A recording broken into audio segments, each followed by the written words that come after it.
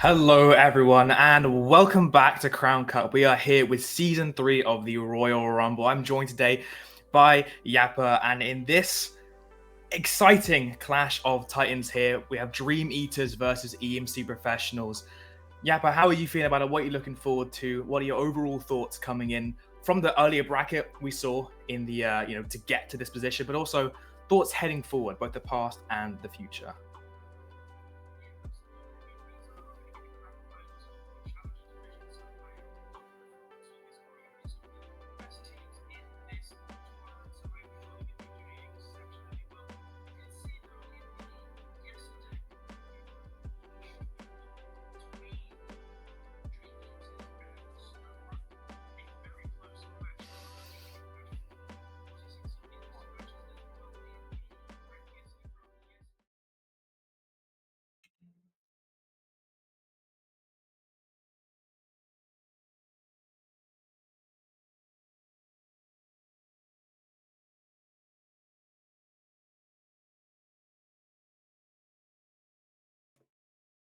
EMC dropping their only map to the payload potatoes, and Dream Eaters dropping 2 maps in what seemed to be, like you said, a bit more of a difficult match. That one specifically, of course, was a 3-0. It looked kind of like a stomp to come into the grand finals here.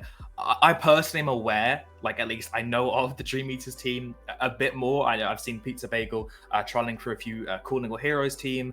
I believe I played with Quiao in the NSC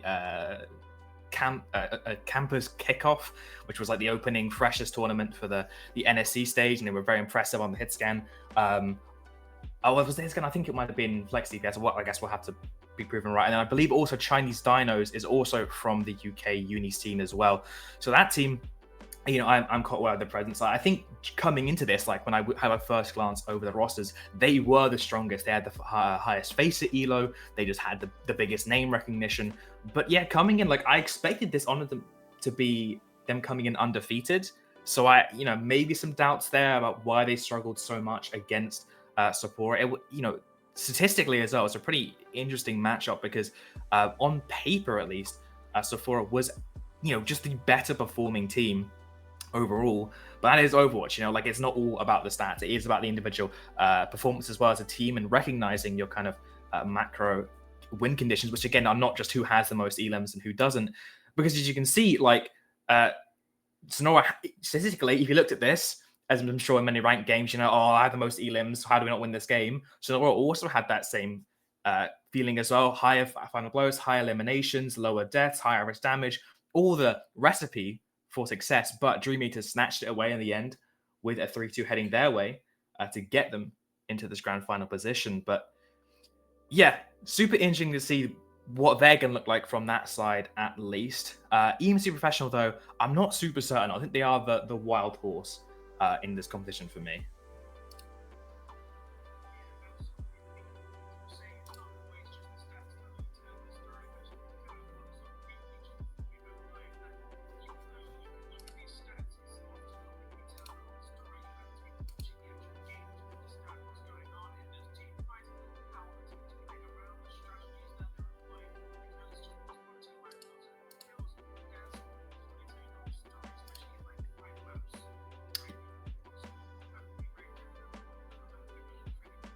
Mm.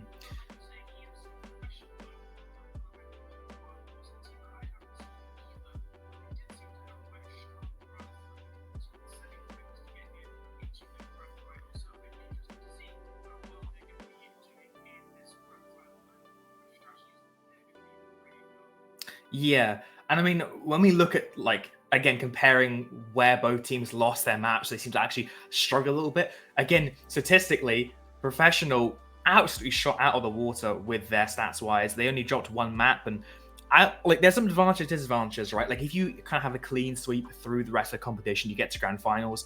That can be both a positive and negative. You come with confidence, sure. You come in, without too much stress, without too much of a endurance a strain on that per se, but you also aren't maybe like fully warmed up in the sense like you're raring and ready to go and like like meet whatever Dream Eaters have, because like I said, I think Dream Eaters is the best, at least in my expectations of this competition. They should be the hardest fight, and they've already had to struggle. They've already had to kind of, level up their game. They've gone through the trials and tribulations of this Royal Rumble Season 3, and they're going to end up in the grand finals, I think probably more prepared to actually play their hardest. Well, professional, they haven't, I don't think, encountered a challenge like this, haven't encountered a challenge like Dream Eaters, so they could maybe be caught off guard there. Again, the only map they dropped was to Pale Potato, and they absolutely had 70 average elims to 13, 33 average final blows to 27, just crazy statistically.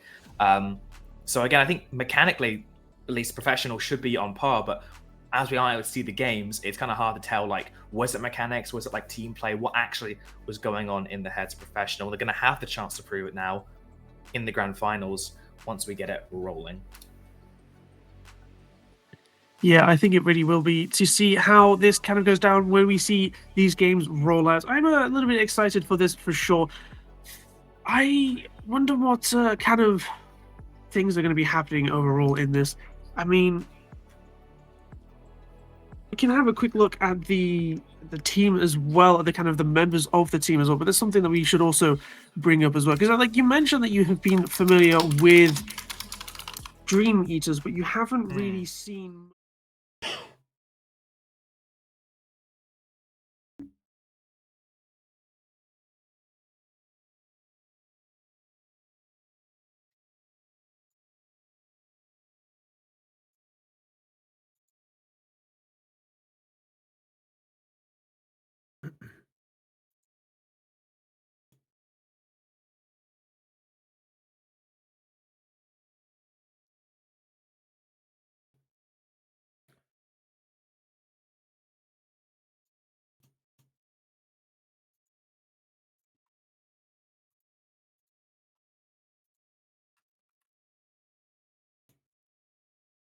Especially as well, tanks are generally who is going to be dictating, they have the most influence rather over your kind of style of play. And considering just how open this map pool is, we look at control, I think that's what every control point opens: Samoa, Lijiang, Nepal, Ilios, thing out apart from Busan.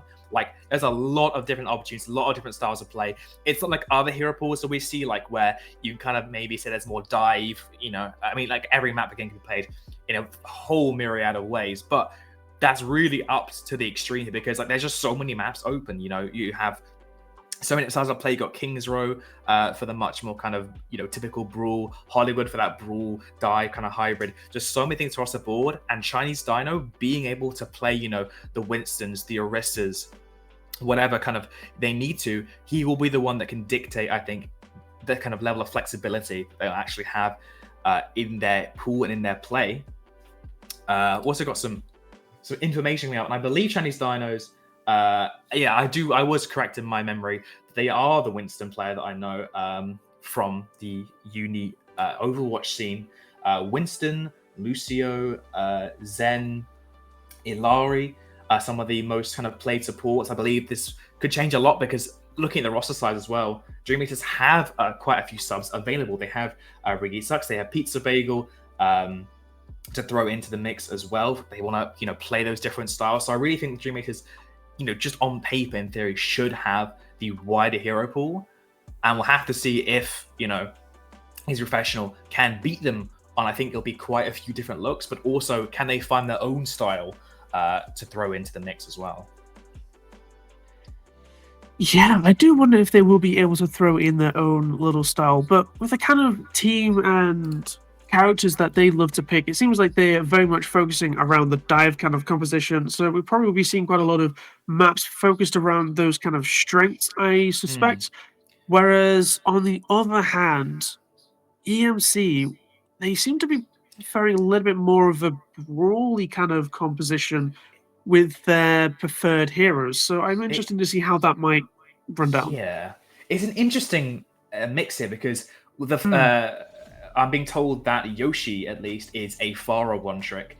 The whole team, in fact, also the CGL Diamond tier champion, so they have been competing together for at least a little bit, and to some great success rather, in this kind of skill division.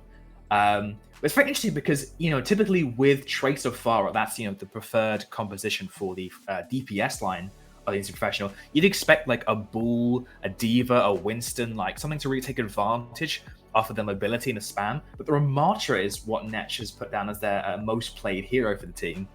So I think that could be a very interesting style. I think, like, again, we've seen every combination of hero works. Hero come together to work. I saw Old Ocean take a map of Zeta Division earlier, playing like I think Kiriko Lifeweaver. So just anything is possible. But the Ramatra, I think, is the big question mark for me. Can you make that more or less mobile tank work in what is much more of a heavy kind of spam dive, super mobile, lots of different hits and variations. But yeah, that Pharaoh one trick is also, at a point of weakness because there's not every map is good for Farah per se. You can also mitigate that quite heavily. But I'm interested to see, like, what do you think is going to be? I'm trying to. There's just so many names across the board for Dream Eaters. I'm trying to see like what actually is competition. I'm seeing Widowmakers, Winstons, Lucios, Zens.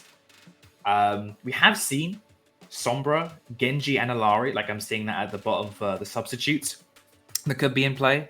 They have kind of come back into more of the meta recently with those perk changes. But where do you think your head is at? Like, what overall would you expect to see the majority of the picks kind of orient around for that Dream Eaters team? Oh, well, I am not the more experienced individual when it comes to this team. Obviously, you're saying how you know quite a few of these players and probably what their tendencies are as well, having seen them a little bit. But looking at these favorite heroes, the most played heroes, I really think, that I'm probably going to be going for that sort of divey sort of composition. They do have a Winston, they have a Widowmaker. You might be seeing some, Watchpoint Gibraltar, for example, where that Widowmaker can kind of come into their zone. But again, those are like specific maps where Widowmaker would be quite strong. Whereas, other heroes and other maps where Winston just doesn't really work. It's just doesn't really work into the way the map geometry is found. Like, for example, King's Row. Not a great diving map. Sure, you might be able to make it work, but it's just, I think it's going to be favoring a team that's going to be more familiar with a Ramatra, a sort of brawly kind of fighting kind of opportunity. But I don't think the Ramatra necessarily will be a down point, even though it is a less mobile hero. I have seen, particularly with some of the newer perks, with, for example, Zarya, using that knockback boost that you get in Tier 1, they've been able to do some incredible work, just like almost playing it in a divey sort of way, even though it's Zarya. So I don't think the heroes necessarily themselves will be defining how you end up playing. I think sometimes those perks can really define that as well. Again, those perks, you don't really want to be treated them like the hero per se. You can't really be holding them on in the same way that you might hold on to a ultimate, for example. The utility of those heroes is going to be far more valuable, I think. Yeah, I mean, like you said, we have seen these perks open up more styles of play. I think as well, the scaling of these perks, you need to consider, like, Winston with that heal bubble perk. I think his major perks are just great, like, especially as we're seeing QEU on the Genji, like that Genji can just do absolutely wonders with that healing bubble. Can go super deep, super aggressively, knowing they have the Kiriko heal, the Lucio following up, and the Winston bubble as well. Like, you can super orient on this brawl playstyle of a Winston dive with this healing bubble. And as well, if it's too difficult to actually get like a consistent dive through and live, you have that Zap perk that's like to farm primals, to farm pokes, to whittle down resources, and then get an actual dive going. And I mean, yeah, like that Ramatra, when you get that double slow perk, it's just disastrous to play into for a lot of comps. It can really punish Winstons, it can really punish dives, it can disrupt them as well. You can also catch up those Lucios. Like, normally they're very difficult to kill, Lucios kind of get scot-free, but if that double slow hits you, you are just pulled down to the ground, stuck, and just a sitting duck for the rest of the EMC Professional to take you out. Yeah, absolutely. And some of those perks can really be just absolutely devastating, like you were saying, for Lucio's trying to run wild or rampant. I have seen Lucio be played very aggressively as well, looking to try and hunt down those kills in the same kind of way that a Tracer might be used to hunt down and secure those kills. And I feel like those sort of roles getting slightly fuzzy between the supports, the DPS, the tanks. I think that that can also play a large part into how well a team can be successful because it allows you to be a little bit more flexible. Yeah, maybe you did lose your Tracer or your other DPS, but your Lucio can actually like kind of pick up the slack just a little bit in that role and still help you secure those wins. 100%. I mean, the dynamic, the duo, that kind of relationship, I suppose, between the Lucio and the Flex DPS. I mean, I think the big like side fight you have to watch out for is going to be QEU and Brig Sucks. At least I'm assuming they might be. Again, there's so many substitutes for G-Meters. They might play, they might not be, but they are down as the Lucio player for the team. Lucio Genji, super common pairing, very strong at controlling your side lane, controlling your angles, but we are going to be having to wait and see. Keep your eyes peeled for that kind of stuff as well as we head into our first map here, Lijiang Towers. Professionals have banned Freya and Dream Eaters have banned Kiriko. So a big disruption for both sides of play. I think Freya, super dominant in the meta. Like, I don't know how I've gone so long without mentioning her, but yeah, hero bans coming into play, denying that Freya pick out the gate. Professionals probably want to lean towards more of the Sojourn, or rather in towards more the Pharah. Like, Freya can really disrupt that Pharah style of play. I think if you've got to keep an eye on your names here, I think Kiryu on the Genji and Yoshi on the Pharah, I think is going to be a really interesting matchup. That's like a little microcosm for the rest of the style of play. But yeah, what are your thoughts on that? On the hero bands and the Lijiang Tower as well? Like, I feel that's a pretty strong map for both teams here, and looking at the wins from the Pharah angle.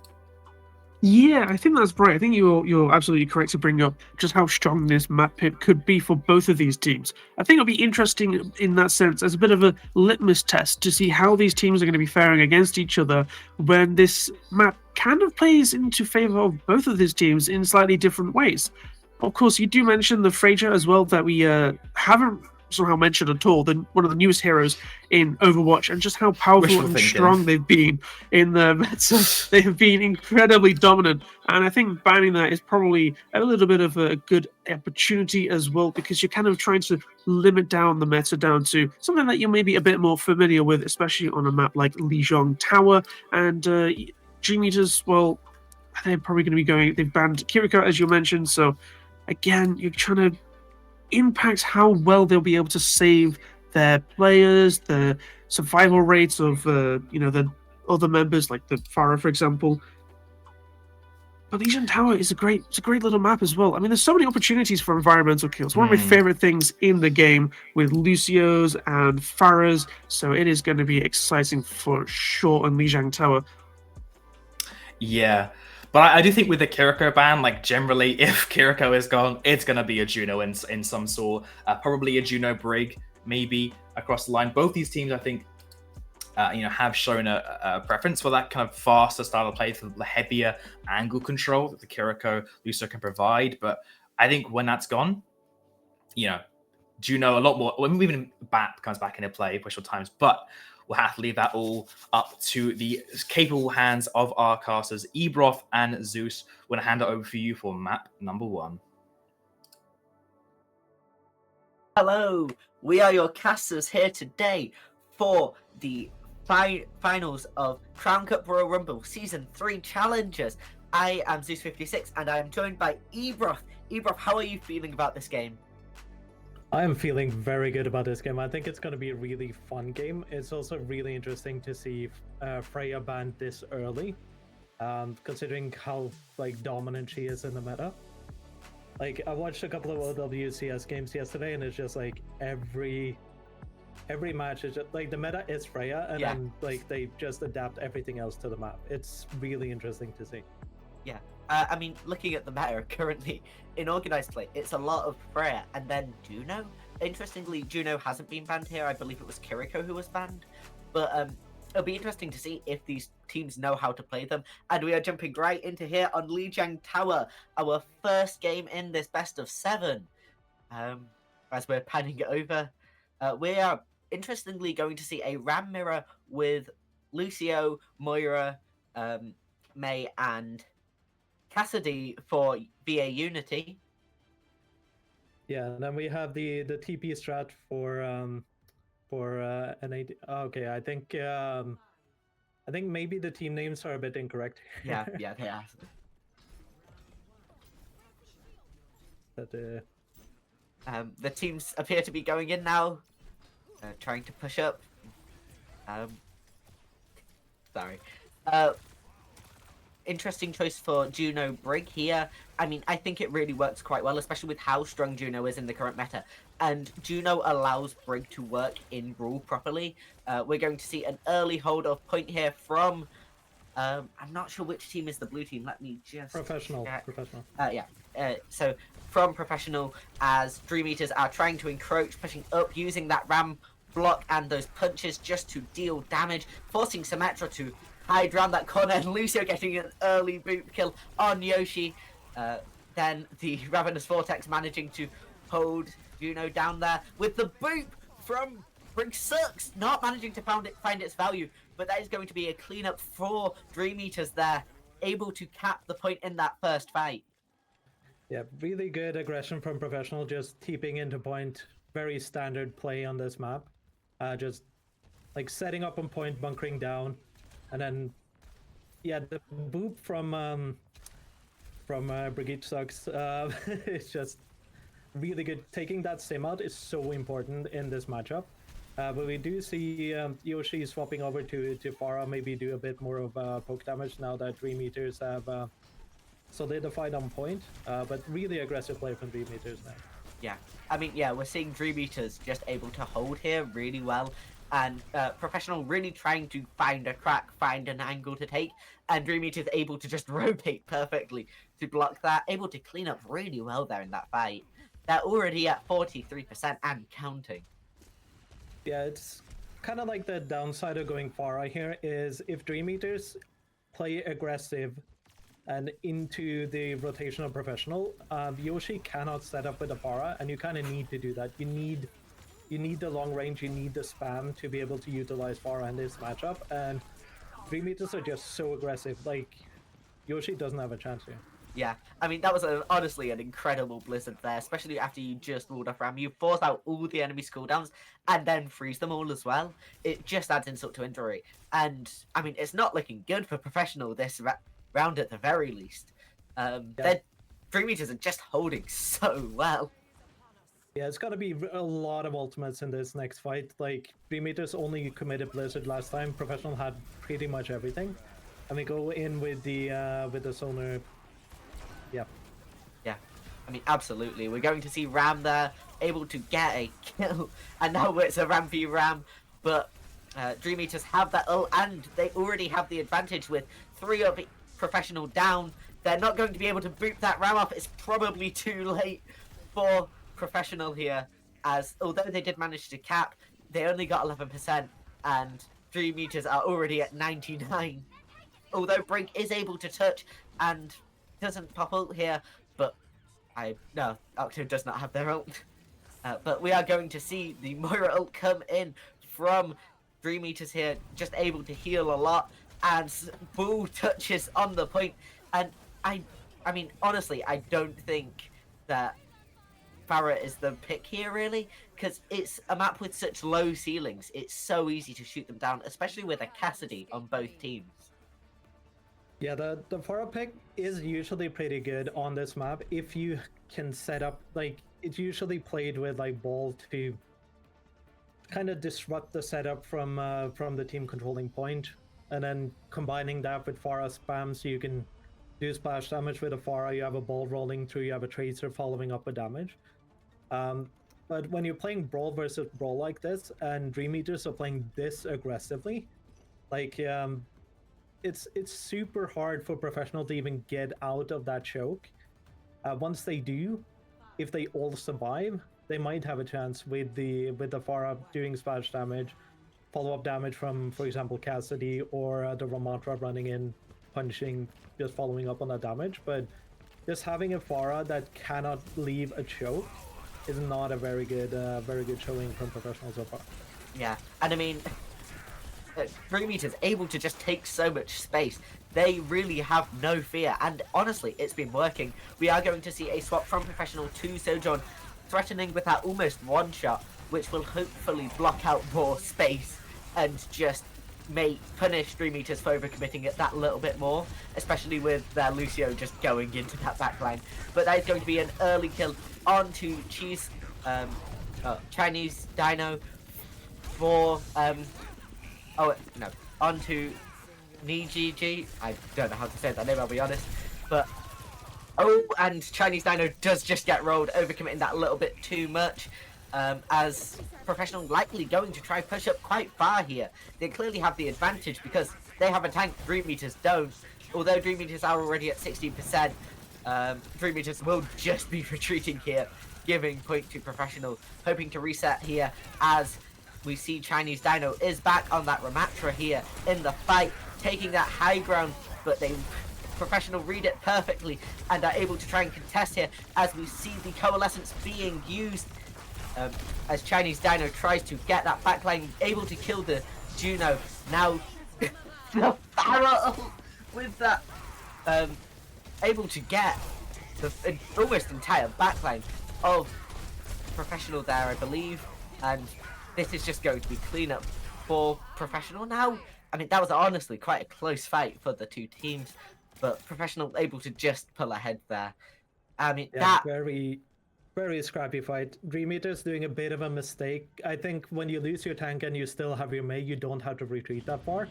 I think just holding the choke with Mei balls and just playing slowly backwards to give your tank an opportunity to come back is better, because if you move that far back, you open up the map for Yoshi. Yeah, we're going to see Niji getting picked off really early there. Just trying to hold it onto the point for Dream Eaters now. Pushing up a little bit, trying to get picked on the enemy backline. And we're going to see that the supports and the DPS are now split. It might even end up being a choice of which to go for. But the DPS rotated round to that chokehold as Niji gets back into the fight. And Chinese Dino gets CC'd to hell as we're going to see oh, Tiger manages to get a kill with the Deadeye. Honestly surprising, but oh, this is just going to be a roll for Professional as they win that fight. I mean, honestly, I think that Sojourn Sojourn swap has been worth every second they've played it. It's really so good at just dealing a lot of damage and really punishing flankers, whilst also being a good tank buster. And we're probably going to see Yoshi here trying to get a kill with that ultimate, and able to manage to get one and forces out the Lucio ult. But it's not going to get much more than that, as we're going to see both Rams popping ult here and really trying to get that kill there from Niji. But Ooze and Yoshi will manage to clean up and manage to get rid of Dream Eaters in that fight. Yeah, really good setup from Professionals there. Yoshi using, showing the perfect use of the Pharah, suck in into ultimate. Just really well played on the Pharah there. And I think it just shows, if you give Professional enough space and you give Yoshi the possibility to have some space to work with, that's basically what they need to take down Dream Eaters. But if they hesitate and Dream Eaters can go in with their aggression like they showed on the first stage, it's really hard for Yoshi to set up, and it's really hard for Professional to kind of push out a spawn and make sure to utilize that damage from Yoshi. But it's also, as you said, that Sojourn perk really good, and I think Chinese Dino kind of underestimated how much damage Professional can do when he just slightly overcommits. So if Professional can keep this up, it's looking like a good matchup. Oh, absolutely. And we're going to see Niji here rotating in, forcing the entirety of Professional's backline to move into a quite weird spot, honestly. But I mean, it's not going to be enough. Ooze able to get a kill on Bridget sucks. I mean, punish them for flanking there, really. But we're going to see Professional really trying to hold point as best they can here, but Dream Eaters Professional able to cap here. I read those colours wrong a bit. That is going to be a first touch for Professional here as they are starting to gain point, charge on the point. Yep. really interesting pick here from Waidu. I think that's the name. Going into Genji here. Like Genji into Pharah, maybe not the first choice I would make, but it's gonna be interesting to see if they can do anything differently. Oh my god, huge picks by Yoshi here. Yeah, I mean, absolutely. Pharah able to deal so much damage. Honestly, a brilliant use of that tech there with the concussive blast, pulling them into your shot round a corner. I mean, this is what you get when you have a Pharah one trick.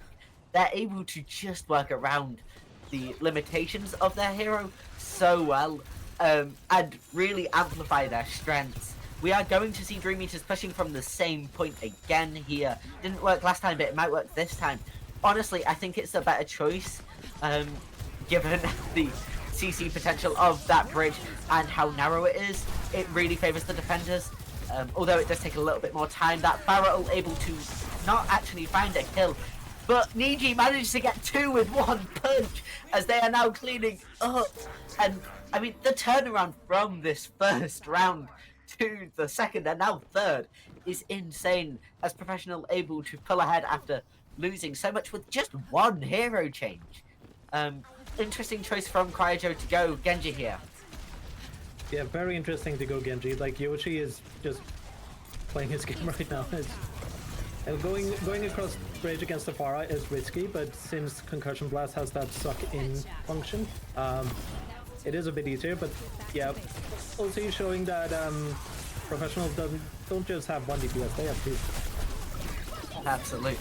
And I mean, both are really, really good at doing their jobs. And Yoshi's able to act as a distraction and then just dive when they need to. Their timing on that hero is so good. And we are seeing Niji just in a punch out with Chinese Dino manages to win. Honestly, never thought I'd see a boxing match in Overwatch.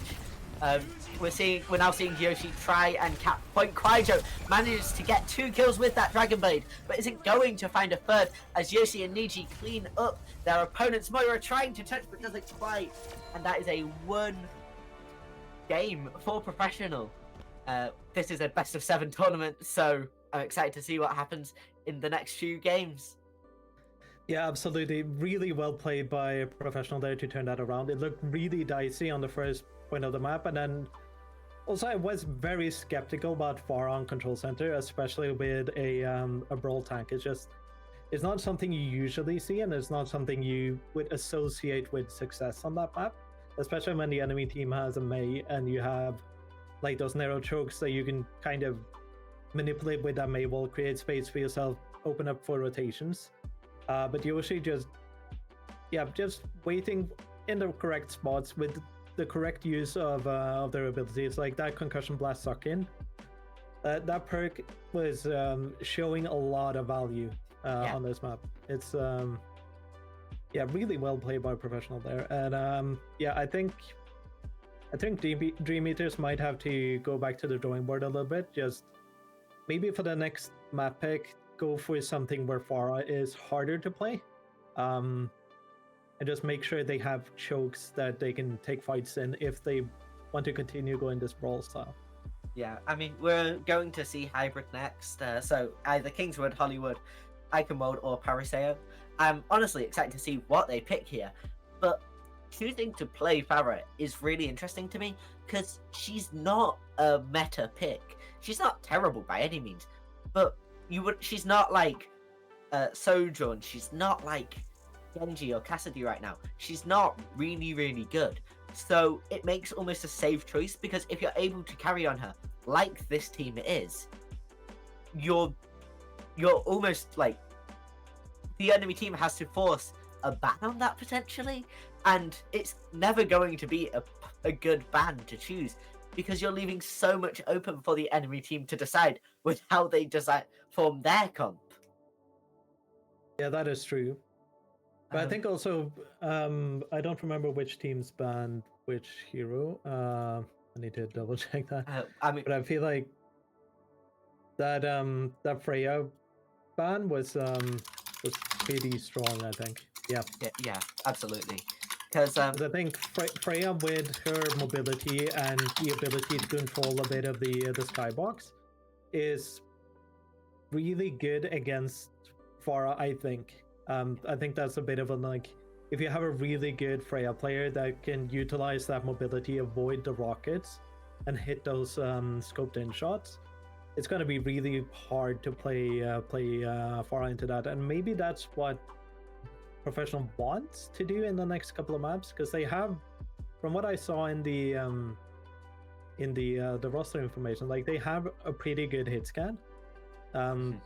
So I think that kind of play would be better. But also, like, if he's still doing the Ramatra with those kind of rotations into a Pharah, it's going to be really, really difficult for them, I think. Yeah. And I mean, Freya is such an interesting choice here to ban. And I think it makes a lot of sense because, as you said, she's really good at anti-flyer, but she's also really good in every single comp because she's such a versatile character in the way you can play her. You can play her sitting back and poking back for sustain comps, but she has a lot of mobility. She can be played as a dive hero if you really try.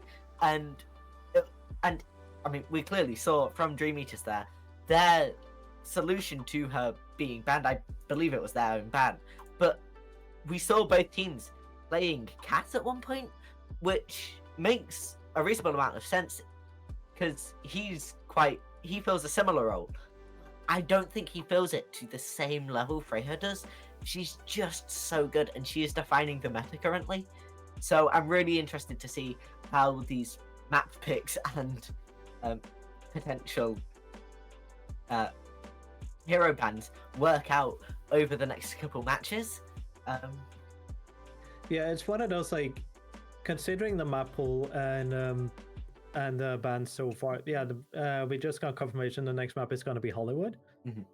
Yeah, which is also a pretty strong or decent Pharah map, especially on defense. Yeah. Pharah is really good on Hollywood, like on attack too, to be honest. Especially on that first point. Second point, a little bit dicey, especially if the enemy team has a good Widowmaker.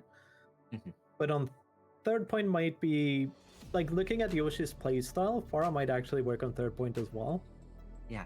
Because it's really good at utilizing like high ground cover and then dropping using that pull in to do damage.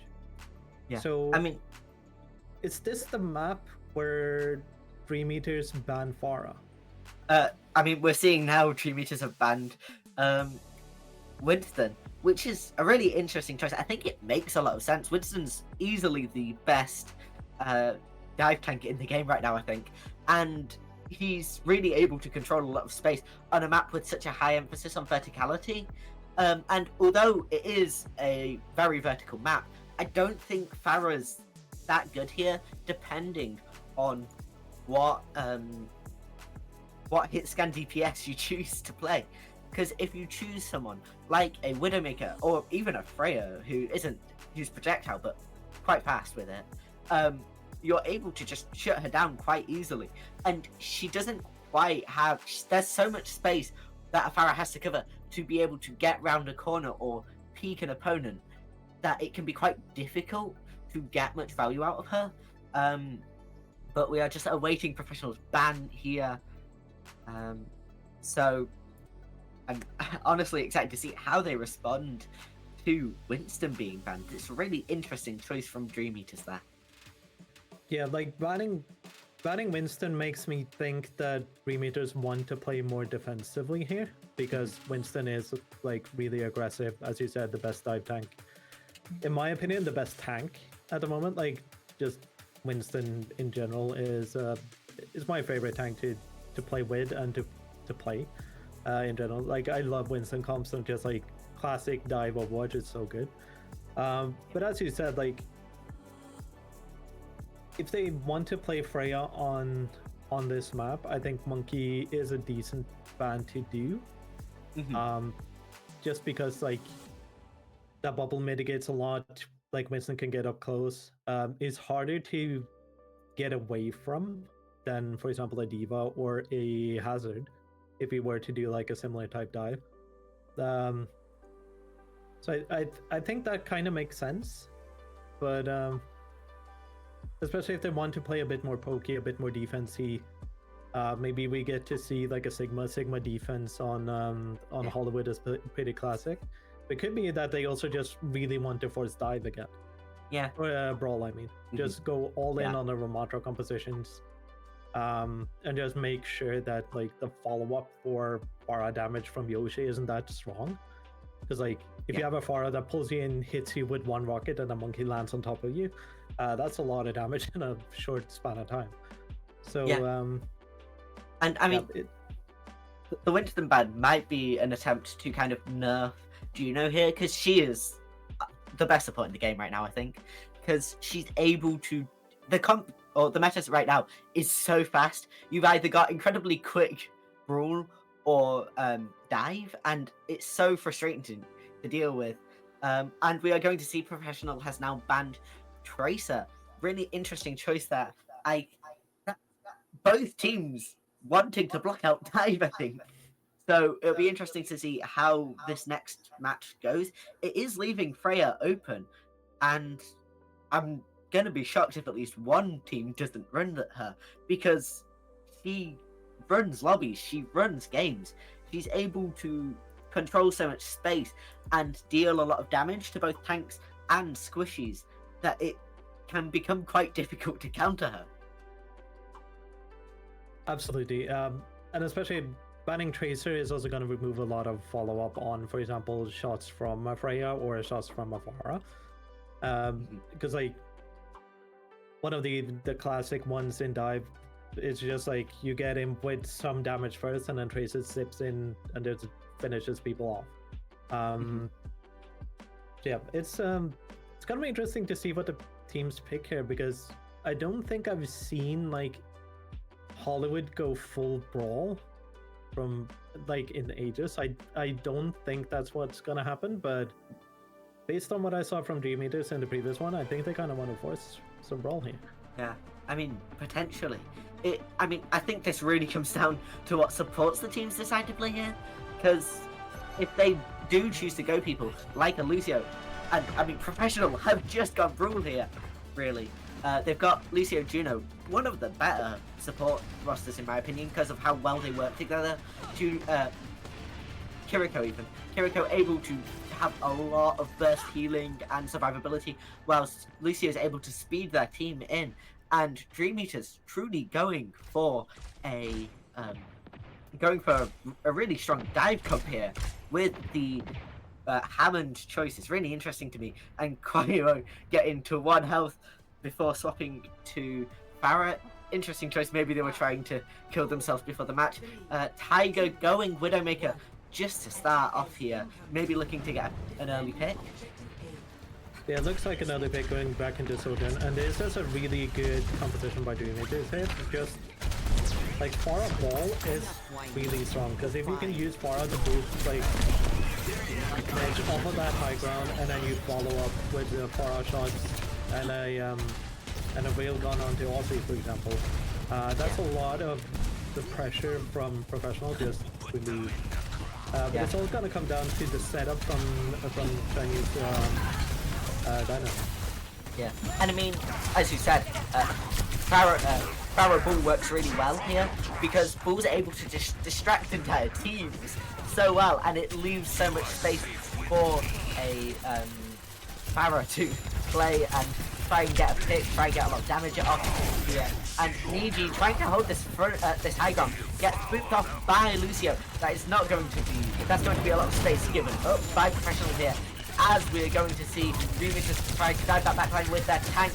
Bull not quite dying there, but does get killed by Yoshi in the end. Yoshi trying to contest that high ground there, just poke off, threaten Peekers from it, and able to boot off Sojourn, knocking her down. That's going to create just a little bit more room for Professional there as they retake high ground and are able to win that first fight with only 1 kill, which is really interesting from a positioning perspective, I think.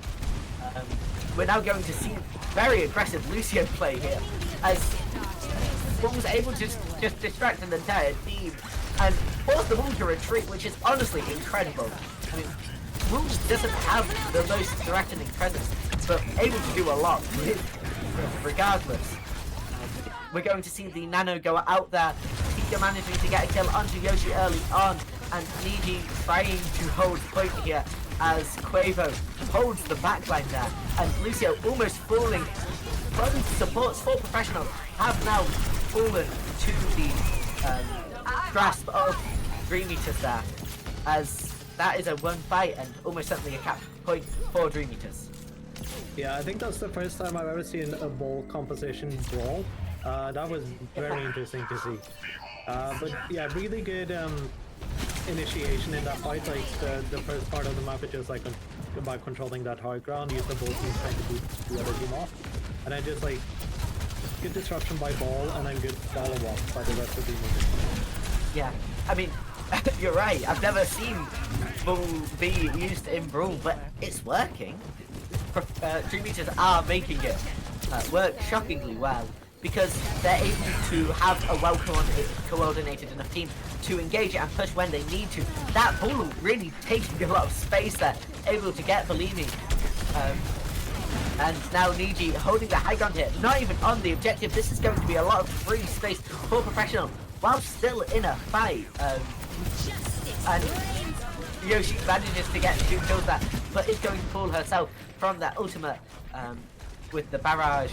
And I mean, Bull there able to just travel so much distance in such a short amount of time, and able to get the Cassidy, forcing out that Kiriko Suzu, and now Zion just in that backline, hoping tank. Professionals have finally managed to touch, and are now Ramattra ulting onto the point just to hold, and it's not going to be enough. Dream Eaters will clean up there, despite losing one themselves with Quayo. Yeah, that was a really prolonged fight. Like, for this being like a disrupt like ball dive meta, like they're taking their time and fights are lasting a lot longer than they usually do in those kinds of competitions. I don't know if that's just Professional being really good at staying alive, or is the follow-up just lacking a little bit. That's a good fix by Professional in this fight. Yeah, and I mean, I think that's one of the few long fights I've seen aid the attackers, because they forced the fight to be taken at that side area, in that side route.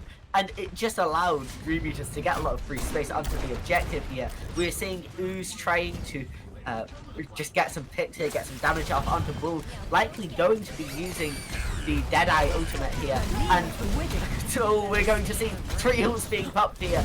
The Lucio just to counter that DPS.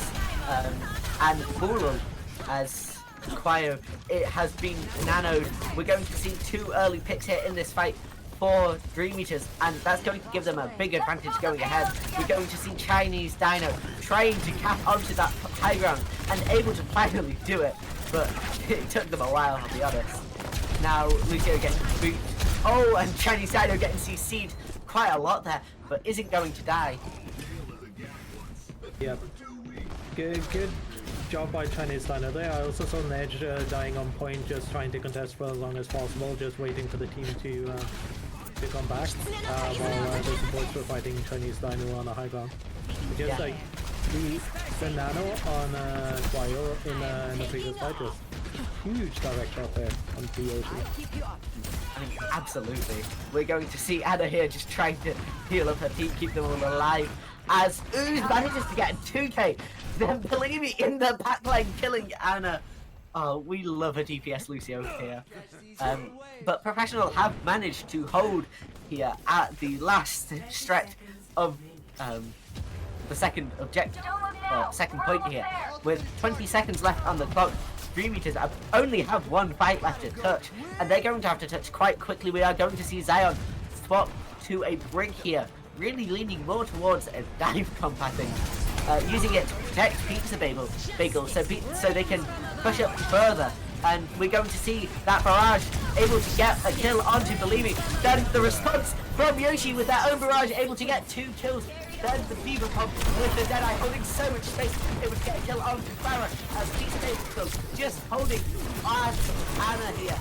And it's not going to be enough. News is going to get that kill, and Niji cleans up as Professional hold the objective at the end of second point. That is going to give them a reasonable advantage pushing here, but it's all about how much space Dream Eaters can hold on the second round. Yeah, I think for that last fight, that barrage was a bit premature in my opinion. Like it would, Farah's way too high in the sky a bit too much long range, and then Professional just had, like, they had Diva Bomb, they had High Noon and their own Barrage. Just like so many ultimates to stall point, like do damage, get 2 picks with the Barrage, then you have a bomb where Dream Eater just had to get a point, and then you have the High Noon as like the follow-up for that, so when they have to recontest because of the time, and Yoshi just flies into that High Noon, dies, and just really good really good play by Professional there. I said Yoshi, I meant Bio. And Cryo there. I mean, really interesting ultimate there. I agree, they did it too soon, because Niji had their defense matrix. They ate 90% of it. It did find them an early on kill, but the ult economy, the way that was working, it did mean that Professional had a significant advantage that round and that fight. So Dream Eaters needed to find at least 2 or 3 kills with every single ultimate they used, and they just couldn't. But we are now going to see them pushing up here, trying to...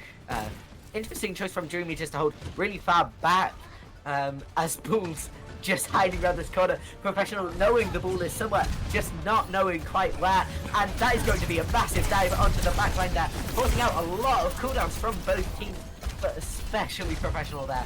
I definitely heard Anna sleep at some point in that, but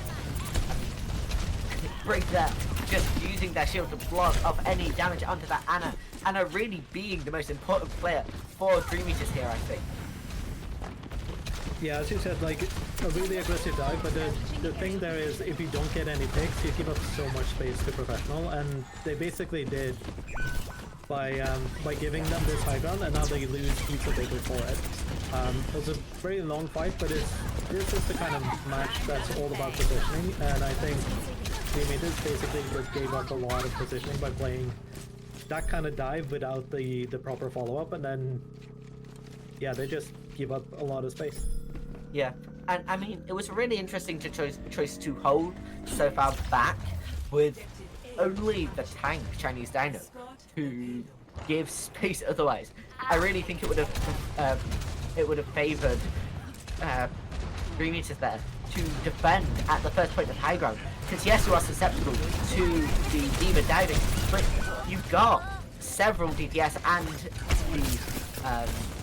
the break there, you're able to counter it. We're now going to see Chinese Dino try to contest point here, try to stop Professional from making much progress, but I mean, Professional lost someone Dream Eaters lost someone quite early on in that fight there, and they're doubling down on the strategy of holding really far back with only the tank to contest. Yeah, they're contesting with the tank and spam damage from far out, and I think when you have an Ana like this, you kind of have to play far back, because if you don't, the Diva and the enemy far goes which is basically what they're saying on the other side here now. So I think that's okay to play that far back. The downside is that the use you have of having a break on your team gets lowered when you play this defensively, because your break is like only useful if the Diva gets to your Ana, and it is to play a bit safe, but like in fights where they're taking fights far up, you basically are one support down, but they are playing a bit far up now, so that's easy. And I mean, Chinese Dino here, really rolling that backline, and Yoshi manages to get a 2k there with the barrage, able to get a third in the sky. They just flew right in front of their crosshair. Honestly, incredible 4k from Yoshi, able to win that fight for Professional quite easily, and they are now pushing up, and I mean, they've got 3 minutes 20 seconds left, and they're kind of most of the way to capping this second point. Of course, the last half of it is the hardest to hold, but we're going to see Chinese Dino popping the bomb there, trying to just block off as much space as they can on this high ground. Isn't quite able to, but it covered point and managed to get a kill towards the end of that fight there, as Dream Eaters are able to cap and stop Professional from making any more progress currently. They currently have 2 minutes and 45 seconds left on the timer. Yeah, I think that was a really good fight by Dream Eaters. They also didn't overcommit ultimates. Like, just the bomb, I don't think Pizza Bagel had nano there. I think that was used in the previous fight. So now you have a Barrage, you have Bob, and you have Rally to stop Professional for like 2.5 minutes. It's gonna be difficult because Professional also has a lot of ultimates here, and that's a huge first pick. Yeah, absolutely. I mean, we're going to see the contestation of high ground. It's almost like 2 fights, the low ground and the high ground, but with 2 bombs onto the field. It's going to be interesting to see how the teams play corners here, because you can't really pick Bob without just getting rolled, or you have to all focus him and kill him quick, as Niji has Diva Bomb here. The only ult in the game currently is going to be a big advantage for Professional, as they can probably just ult on point here and almost cap it, but they might be trying to hold it a little bit longer, trying to find a bit more value from it. But Yoshi able to get 2 kills there from that barrage, and Sombra choice, interestingly, for at the end of that match, but it's not going to be enough, as Professional have won the second game. They are now 2-0 in this best of 7. Yeah, I think that was a bit of a mistake for Dream Eater to go that. Like they did the same thing they did on the same kind of mistake. Yeah. I think that they did on or that Professional did in the first part, where you kind of have far up in like a small corridor, not able to take space. And I think that's what, like, Dream Eater won the first stage on Lijiang because Dream Eater kept doing that, and then they kind of did the same and got beaten for it. Yeah. It just like like playing aggressive is good, especially when you're close to overtime. That's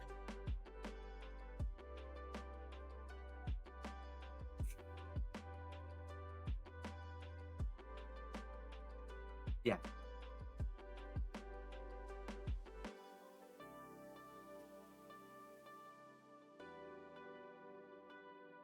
Yeah. Yes.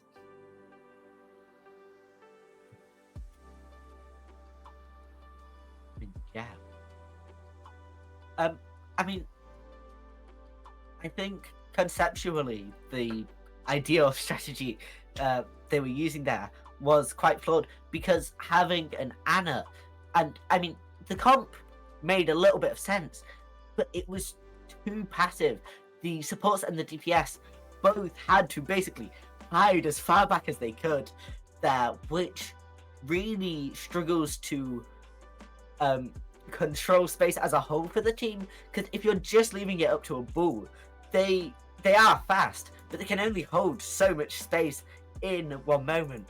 And I believe we are about to switch to the analysts at the desk here, but be sure to stay tuned, because I'm honestly excited to see how the rest of this first of 4 plays out.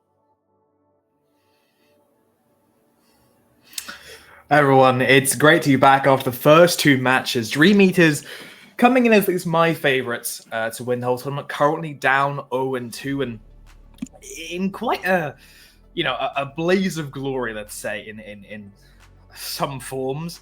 Lijiang and Hollywood are first 2 maps, and I think we saw, like you said, this would be the litmus test, of the rest of this series. But so far, we are really, I think, seeing that to quite a large degree, which is that Dream Eaters want to go fast, and oftentimes it's to their detriment. We saw that on the Lijiang pick with the Mora Lucio comp.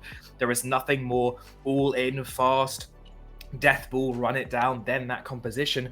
And whilst, in a weird kind of mirror universe, on the map you'd expect it to be easier to play that kind of slow, far brawl style, winning that long fight, they were able to actually, catch Professional off guard, run them down with surprising ease. But then the next 2 maps, Dream Eaters caught on. They made that switch over to the Sojourn. They kept kiting away. They realized, hang on a minute, the only people they can blow up are either our backline or our Matra. And well, if our backline just speed rings away, walks away, by the time that they get their forces onto our Juno, onto our Brig, we'll blow them up already by the Farah Soj. So I think it was a great adaptation mid round to see that Dream Eaters are kind of playing a very much of a one-note composition, and when they realized that, when kind of EMC caught on to that tune, they were just already there to make the adaptations, to make the adjustments, to just absolutely dominate from the rest of that point. Yeah, absolutely. I mean, Dream really were trying to be aggressive as possible, and sure, I think it worked well for them in the first round of Lijiang Tower, but if you make some adaptations, you can, play around and deal with the aggression that Dream were showcasing. I think it's quite interesting, though, no less, to see how they were dealing with this. I mean, honestly, I feel like Professional did an excellent job as well, especially with how they were using their ultimates. I feel like in the second and third rounds, they were doing a great job of using that ultimate, especially Yoshi, to just get a couple of kills, and then from that, play off of that and secure the victory for that team fight. I think that's one of the things I noticed from Professional were doing quite a good job at. Yeah, I mean, that is, if you look at the crux of the ult, comparing the ult banks, right? Like, just in theory alone, Dream Eaters should have the fast ults. Coalescence should be one of the fastest boarding ults in the game if you use it correctly. They should be able to kind of, take that first fight with Storm. But then when you get into the ult bank of Professional, you have Juno Ray, Rally, Barrage, Overclock, Annihilation, which gets you Annihilation enemy side. But comparing that to, like, what was it? It was like Blizzard, okay, sure, but you can kite away from it. The beat, of course, is very strong, but they couldn't really seem to get a time to use it aggressively. And considering how stacked they were, just the amount of pressure those Ram Punch, those Pharaoh Rockets, those Sojourn shots were doing, it just made it so that by the time they actually get to their win condition of blowing someone up, even when they had, like, I thought, round 3 when we got to Control Center, that new May Major perk, where it brings back her old freeze, I thought I'd be really strong into this comp because, suddenly the Ramattra becomes a lot more squishy because he can't block when he's frozen any longer. But even with that perk in play, even when in theory, like the lower skybox, less room for the Pharaoh to kind of play up in Narnia, they were still able to control the angles, to control the space, and there was no other side fights to go on because no one who's going to 1v1 the Pharaoh, who's going to contest the Pharaoh with those side angles and clear those angles so you can actually get hit in. No one. So it was over and over again. We saw adaptation over to Cassidy, and again he also just blew up. He couldn't find himself following on through. He couldn't find the value taking out the Pharaoh, even with those changes to damage fall off. So yeah, not a great start as we've seen the Ram. That was the whole kind of note. And is the preferred style, at least on the team sheet, for EMC Professional, and in that mirror, they did come out on top. Yeah, no, I have to agree with that. It did indeed seem like their preferred kind of style, go with that sort of Ramattra composition with that Pharaoh. They seem to have got it absolutely dialed in and know how to play around things as well. And I think that's another thing that some people might give some disregard to one-trick players of a particular hero, is that they really start to learn how to play around the counter heroes that would normally be picked to counter the hero. So Pharaoh, sure, maybe you go with a D.Va, the D.Va Matrix to shut down an ultimate. Maybe you go Cassidy to try and do combats and peak them. But unfortunately, again, you're just not necessarily going to be doing so well when the one-trick player is going to have seen all of this like 1,000 times before, because they're always picking Pharaoh, even into the hardest and most difficult counter compositions that you can see around. But again, I just want to pick up again on the characters of Professional, and I have a little bit of a concern because in the first round I feel like they weren't doing quite so well because they were almost relying on the perks that are come available to them slightly later on into the game than perhaps than Dream, where you saw the Pharaoh making excellent use of the pull to combo into different abilities, and using the option to move around during the ultimate as well to try and pick up some extra kills. And I'm not sure that that's the best way, but I guess it works out just fine for them. I mean, yeah, considering the scaling of those compositions, like, I think Moira as a whole, strength-wise, is not super good in the meta, and especially considering how, like, again, it's all about the speed, it's all about that one big burst of resources. You amp in, you throw your orb in as well, you get your healing, you build collections really quickly. That's kind of your whole style of play. And the issue is, like, we did see some counters come out, like from the Cassidy. the style of play, like I said, I mean, the Pharaoh maybe find it more difficult to live, but in actually enacting their wing conditions, enacting their style of play, it was still the same. Whether you like have a Cassidy or not, and Right, whether you yes. have a Diva or not, it's still a style of play of playing those longer fights, playing to just leave that initial engage. And like you said, those perks as well, when they got in there, the pull, to deny that, the whole team coming back, the moving barrage, making it so you don't even need like a defense matrix to make your ult actually be successful, and maybe just kind of press you to die on Pharah. Meanwhile, like again, the only real perk that majorly scales you is either that Ram Slow perk or the Mayfreeze perk, and neither of them seem to be able to actually have the impact to mitigate the momentum that EMC were building.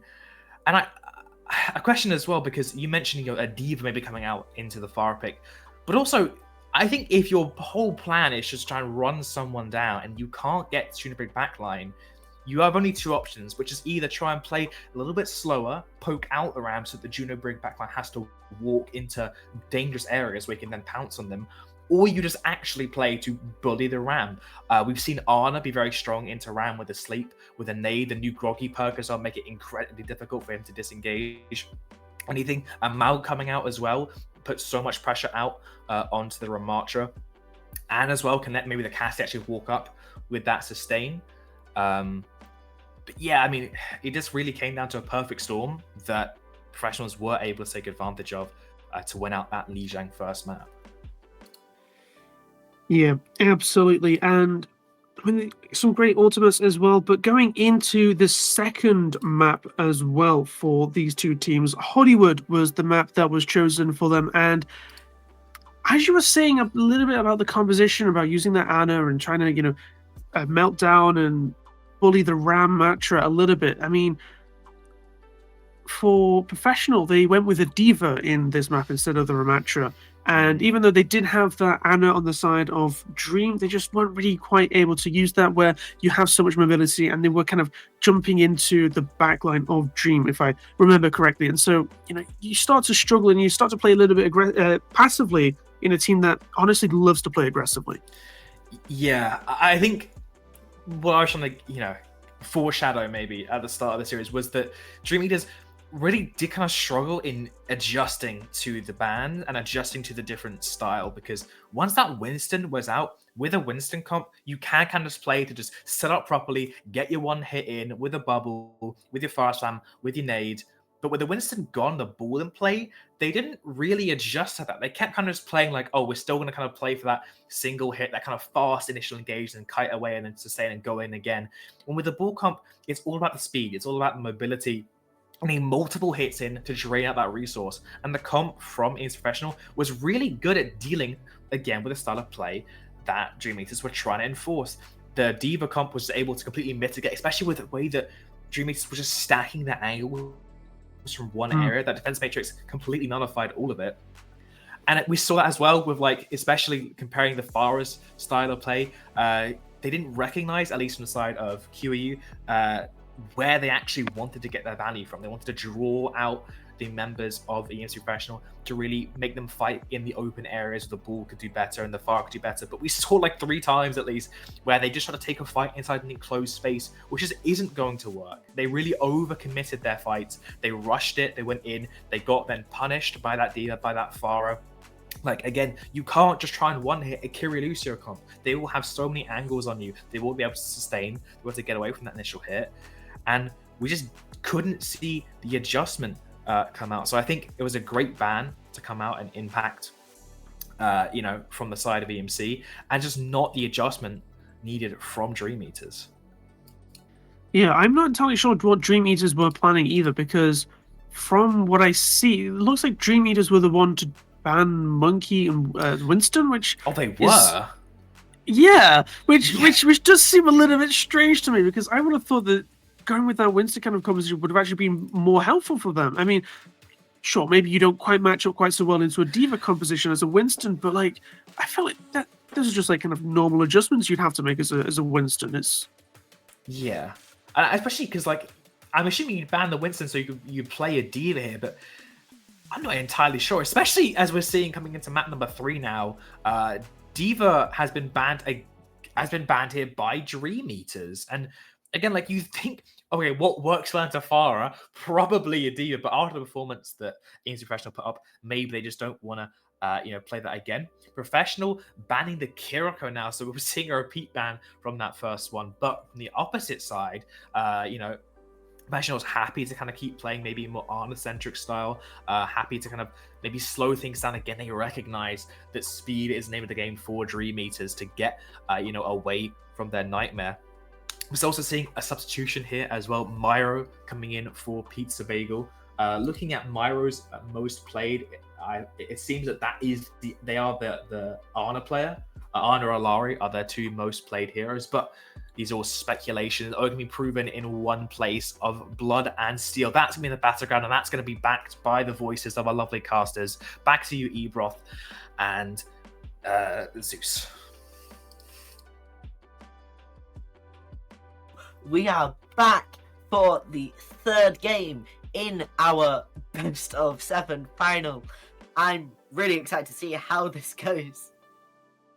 Yeah, same. Like, Rialto is a really fun map to watch, I think. And Dream Eater's banning Diva and then Professionals banning Kiriko. It's going to be really, really interesting. And then to see that substitution come in, maybe also a bit of change of pace. Might also be a reaction to the Kiriko ban. Yeah. Yeah, it's gonna be interesting to see how Dream Eaters adapt to this. Yeah, I'm incredibly curious to see how this match goes, because I think Esperant. Sorry. I forgot what.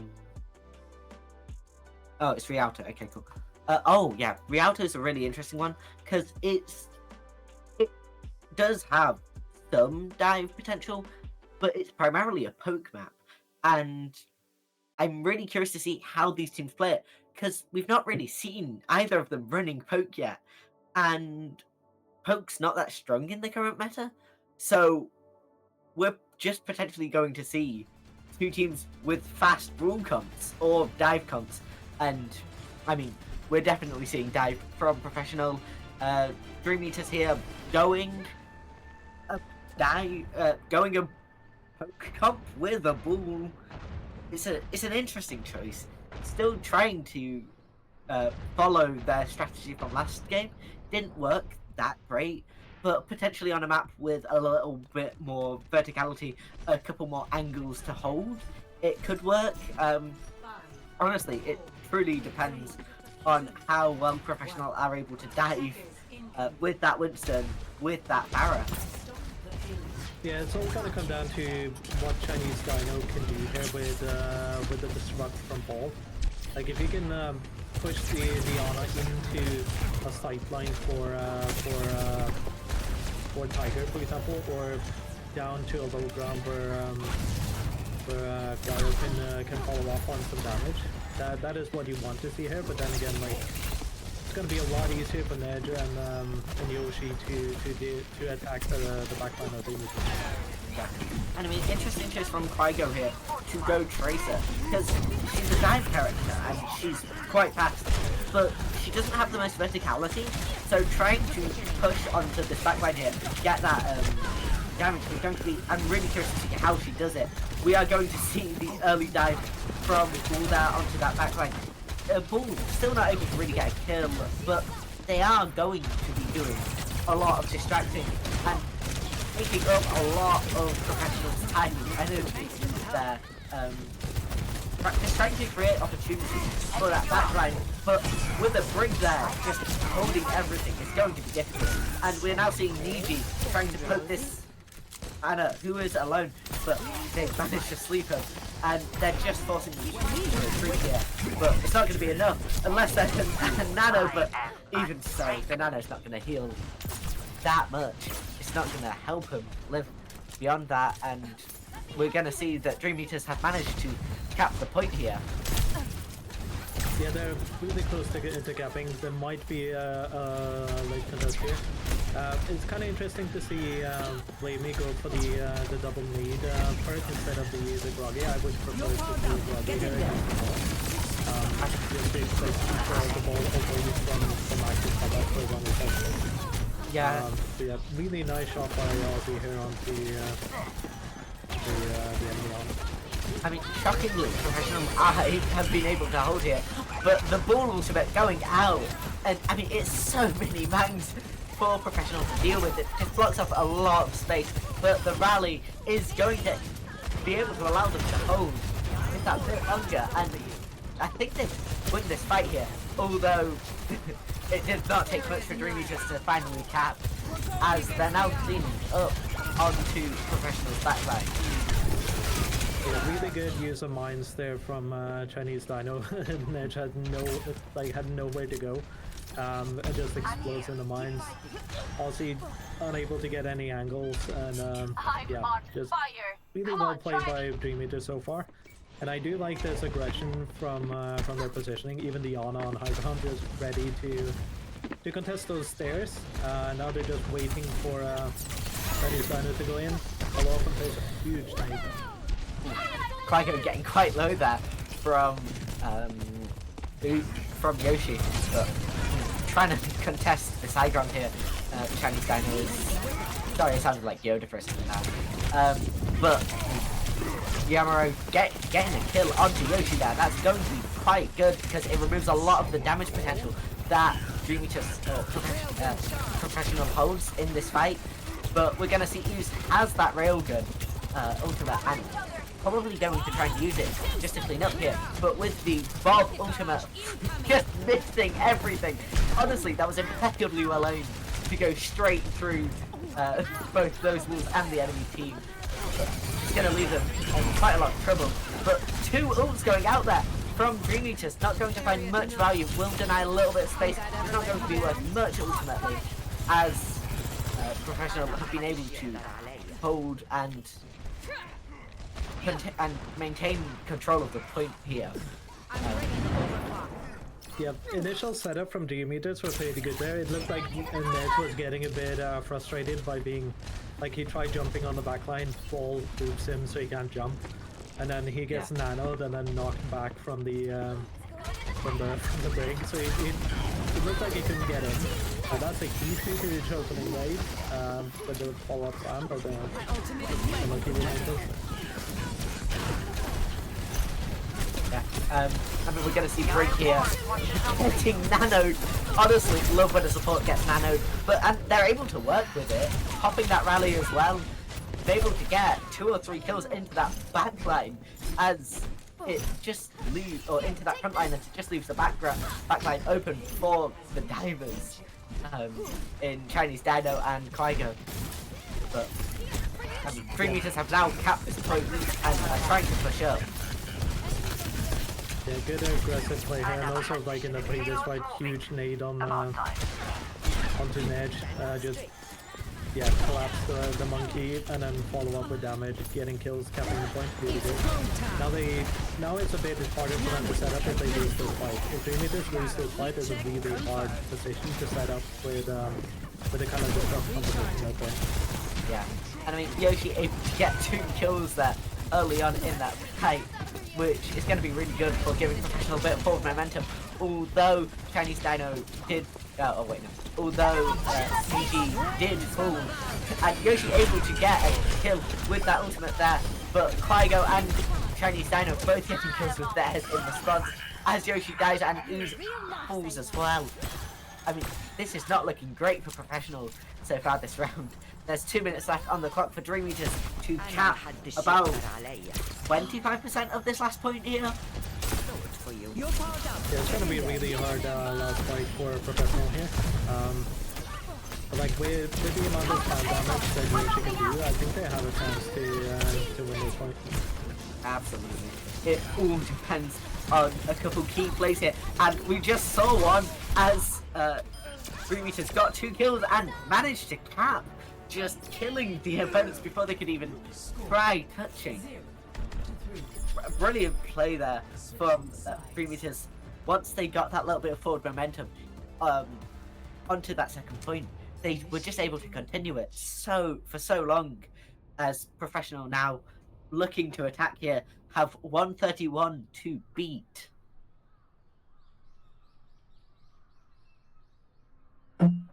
Yeah.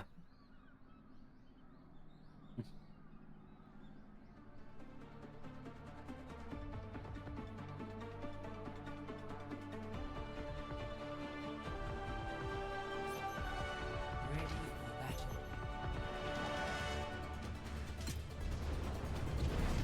Yeah.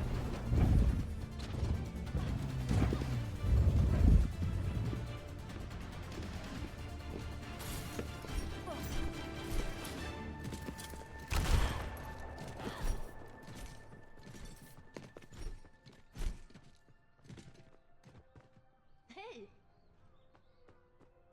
Hey, hey. Yeah. Hey.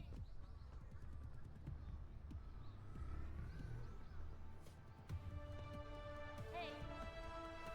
5, 4, 3, 2, 1.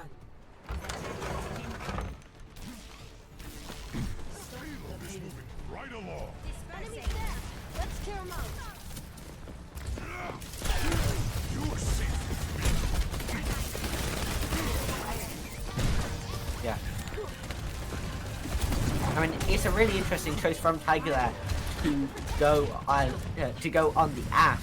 I think it works quite well into Bull because you've got that Coachkin, you're able to force them away from you. But Chinese Dino is going to find an early kill on Yoshi as Ooze also as Kygo finds one onto Ooze. This is not looking great for Professional here as they just keep on getting pulled back and forcing a reset here. That is going to be a one fight for 3 meters. And yes, Professional did make a reasonable amount of progress, but now they have to push through a choke point to even touch the objective. And we are going to see Yoshi try to take that side angle here as Niji pushes onto the point up above, but ultimately retreats as Bull kind of messes up a little bit of tech there, and Niji's just going to have to stay in this backline here in order to protect their team from Chinese Dino, because the threat of a good Bull is honestly so daunting and so looming. And Yoshi almost dying there, but not quite. Just trying to find an angle to approach here from Professional, but they're not quite going to as 3 meters. Chinese Dino just keeps pushing the exact same point, keeps trying to be everywhere at the same time. And ultimately, it's quite threatening because you can't move somewhere into a compromised position, because wherever Chinese Dino is, he will be there by the time you can get out. But he's trying to roll through the entire team that ultimately manages to, but he's not looking like he's on that much health. Is going to find a health pack though, and is able to recover fully as they then pop the ultimate onto the objective. More than anything, that still holds the point. Doesn't manage to really find a kill, and they are going to be largely destroyed by Professional there. As Ooze tries to contest it, tries to manage to find a kill onto Chinese Dino, but doesn't quite. As Octo and Kygo both fall, and 3 meters ultimately winning the fight, although it was a very long one. Come here. I'll heal you up. Shield's buckling.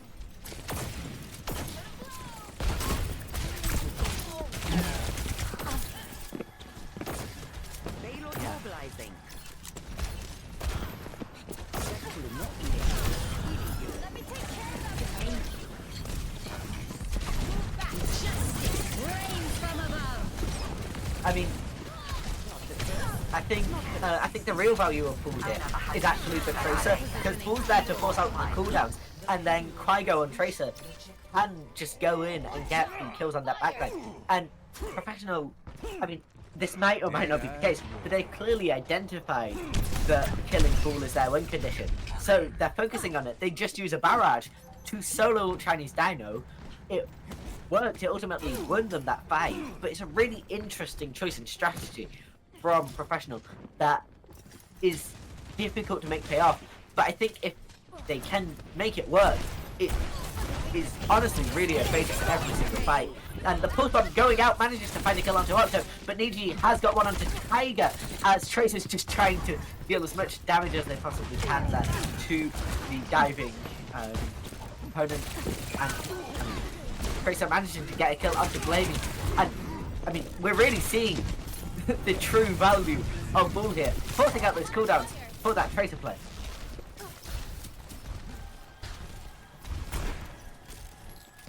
My ultimate is fully charged. Get in there. Yeah.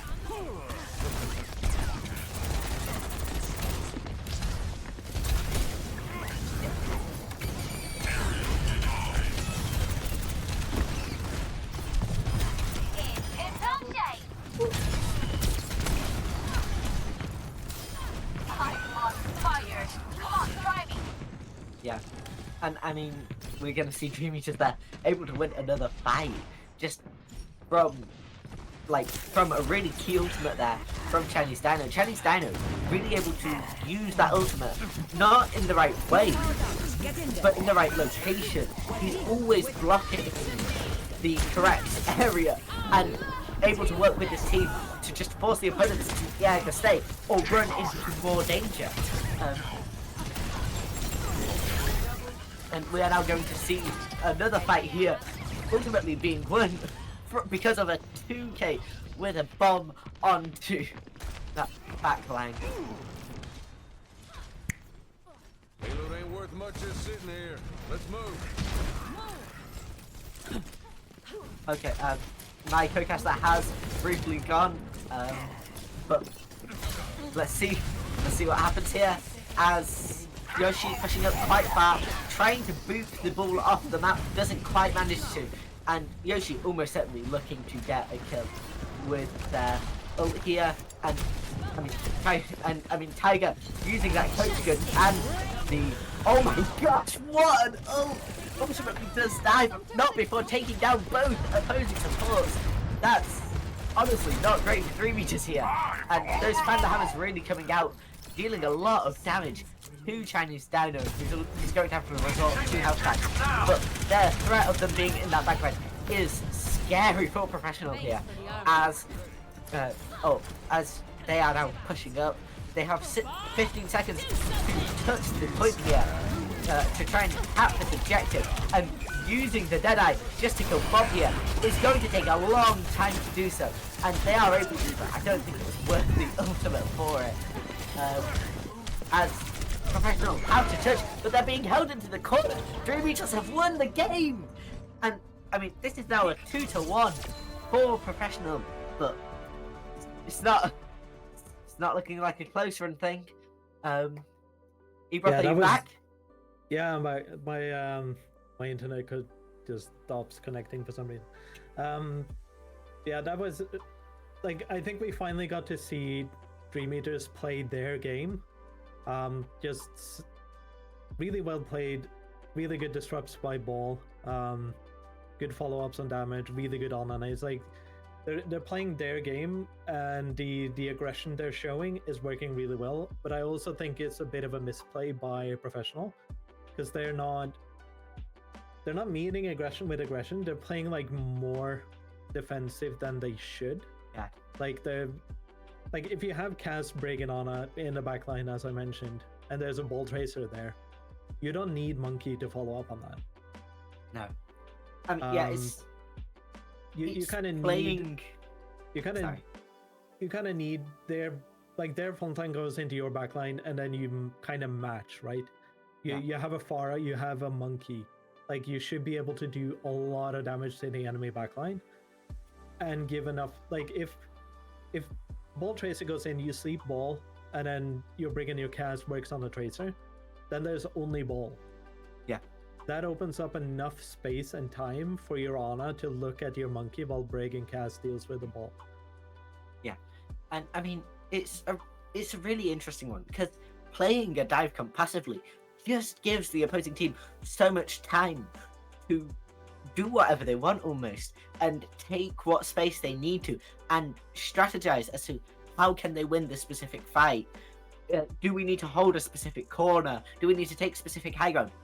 Great, we can do that because they're not there, or if they are, they're spending ages worrying too much about the opposing ball being in this backline, and every time they make any connection, all the cooldowns are used, and they don't end up killing the ball, which really means that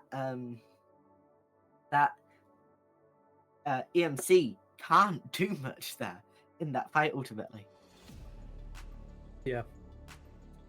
And I think it's also like Dream Eaters were doing a good job, especially in the first or the second stage on their attack, by just like booping Niche around, disrupting his jumps, disrupting his ability usage. And I think that kind of made them more passive. And kind of like enforce the misplays, if that makes sense.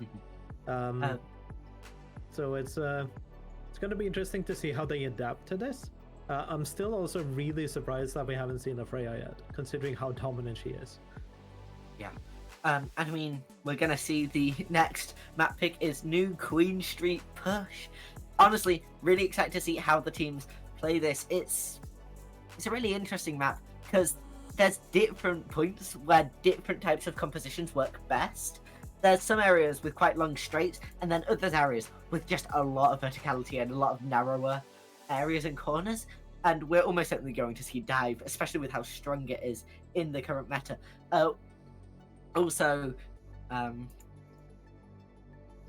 pro banning ball, really interesting choice there.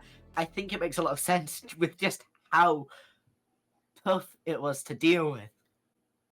Yeah, banning ball and banning Lucio, I think the teams kind of want to go into a bit of brawl here. I think at least like Dream Eaters seeing ball being banned preemptively, then, or like as a reaction bans Lucio because they kind of think it's gonna go more into brawl. I would think, because like New Queen Street is a bit of a weird map considering like the entire first part of it is relatively flat. And it's really strong for like rush compositions. Like Queen compositions were just dominant on that part of the map for so long. But once you get into the second part of the maps, like after you cap and get forward spawns, it goes more into like a dive-esque kind of setup, because there's no high grounds on the attacking side and there's a lot of high ground on the defense side. So it is one of those maps where both teams can work, or both like compositions can work, but it also depends on which part of the map you're struggling with or expecting to have issues with. And I think in the beginning, like if we see a ram mirror here, I wouldn't be surprised. If we see a dive mirror, I also wouldn't be surprised. And if we see any kind of miss or any kind of matchup where one team is dive and one is brawl, I also wouldn't be surprised. But I mean, it's also one of those maps where counterpicking is very important. Yeah. Part of me's hoping someone... Oh, interesting choice to go Freya here from Cryo. We've not seen that yet this match. Oh, no, choice to go Genji ultimately. We'll probably see what these teams end up going in the end once the match has started itself. Honestly, I'm a bit surprised we're not seeing anyone play Juno here, because with a map that's this big but also has some shorter stretches, you want speed, and Wymiro going onto that Juno with the Lucio ban, you kind of have to, because Juno's so strong right now, and it's a map where just a little bit of space goes a long way, and you're able to close so much with Juno as an entire team. We are going to see the Orisa choice here from Chinese Dino into the Winston. Really interesting choice here, especially with how much CC Orisa has, but it is a hero that's able to counter Pharaoh better than any other tank, in my opinion. Yeah, it is kind of interesting to see, because Dream Eaters here are going pretty much a meta competition with their setup. Like, they're playing around the Freya, and they have the Juno Break, which is a pretty fun meta, and then with the Tracer on the side. The only surprising bit is the Orisa here from me. Yeah, I mean, it is a really interesting choice. It might partly just be to deal with a diving tank war, because all three of Orisa has two quite strong CC abilities there, and is able to put out a lot of firepower quite regularly, and it really leads itself into dealing with a frustrating dive tank like Niji's been playing. Oh wait, no, Chinese Dino's playing. Anyway, interesting choice to... we're gonna see the early bowler shot from Tiger there, able to get a kill onto Niji as Yoshi gets one onto Tiger in response. Zygon managing to kill Yoshi with the flail ultimately. We're now going to see the Dream Eaters are pushing their opponents quite far back, using the Orisa ultimate there, Javelin Spin, in order to hold that little bit further, get that extra pick and stall out the game just a little bit longer. They are now going to have captured the first checkpoint. And this is where, yeah, we see the adaptation from Professional going into Renata to do a little bit better with the original. The Tiger's just doing so much damage on that Freya. We can see pretty strongly here why Freya is so damaged.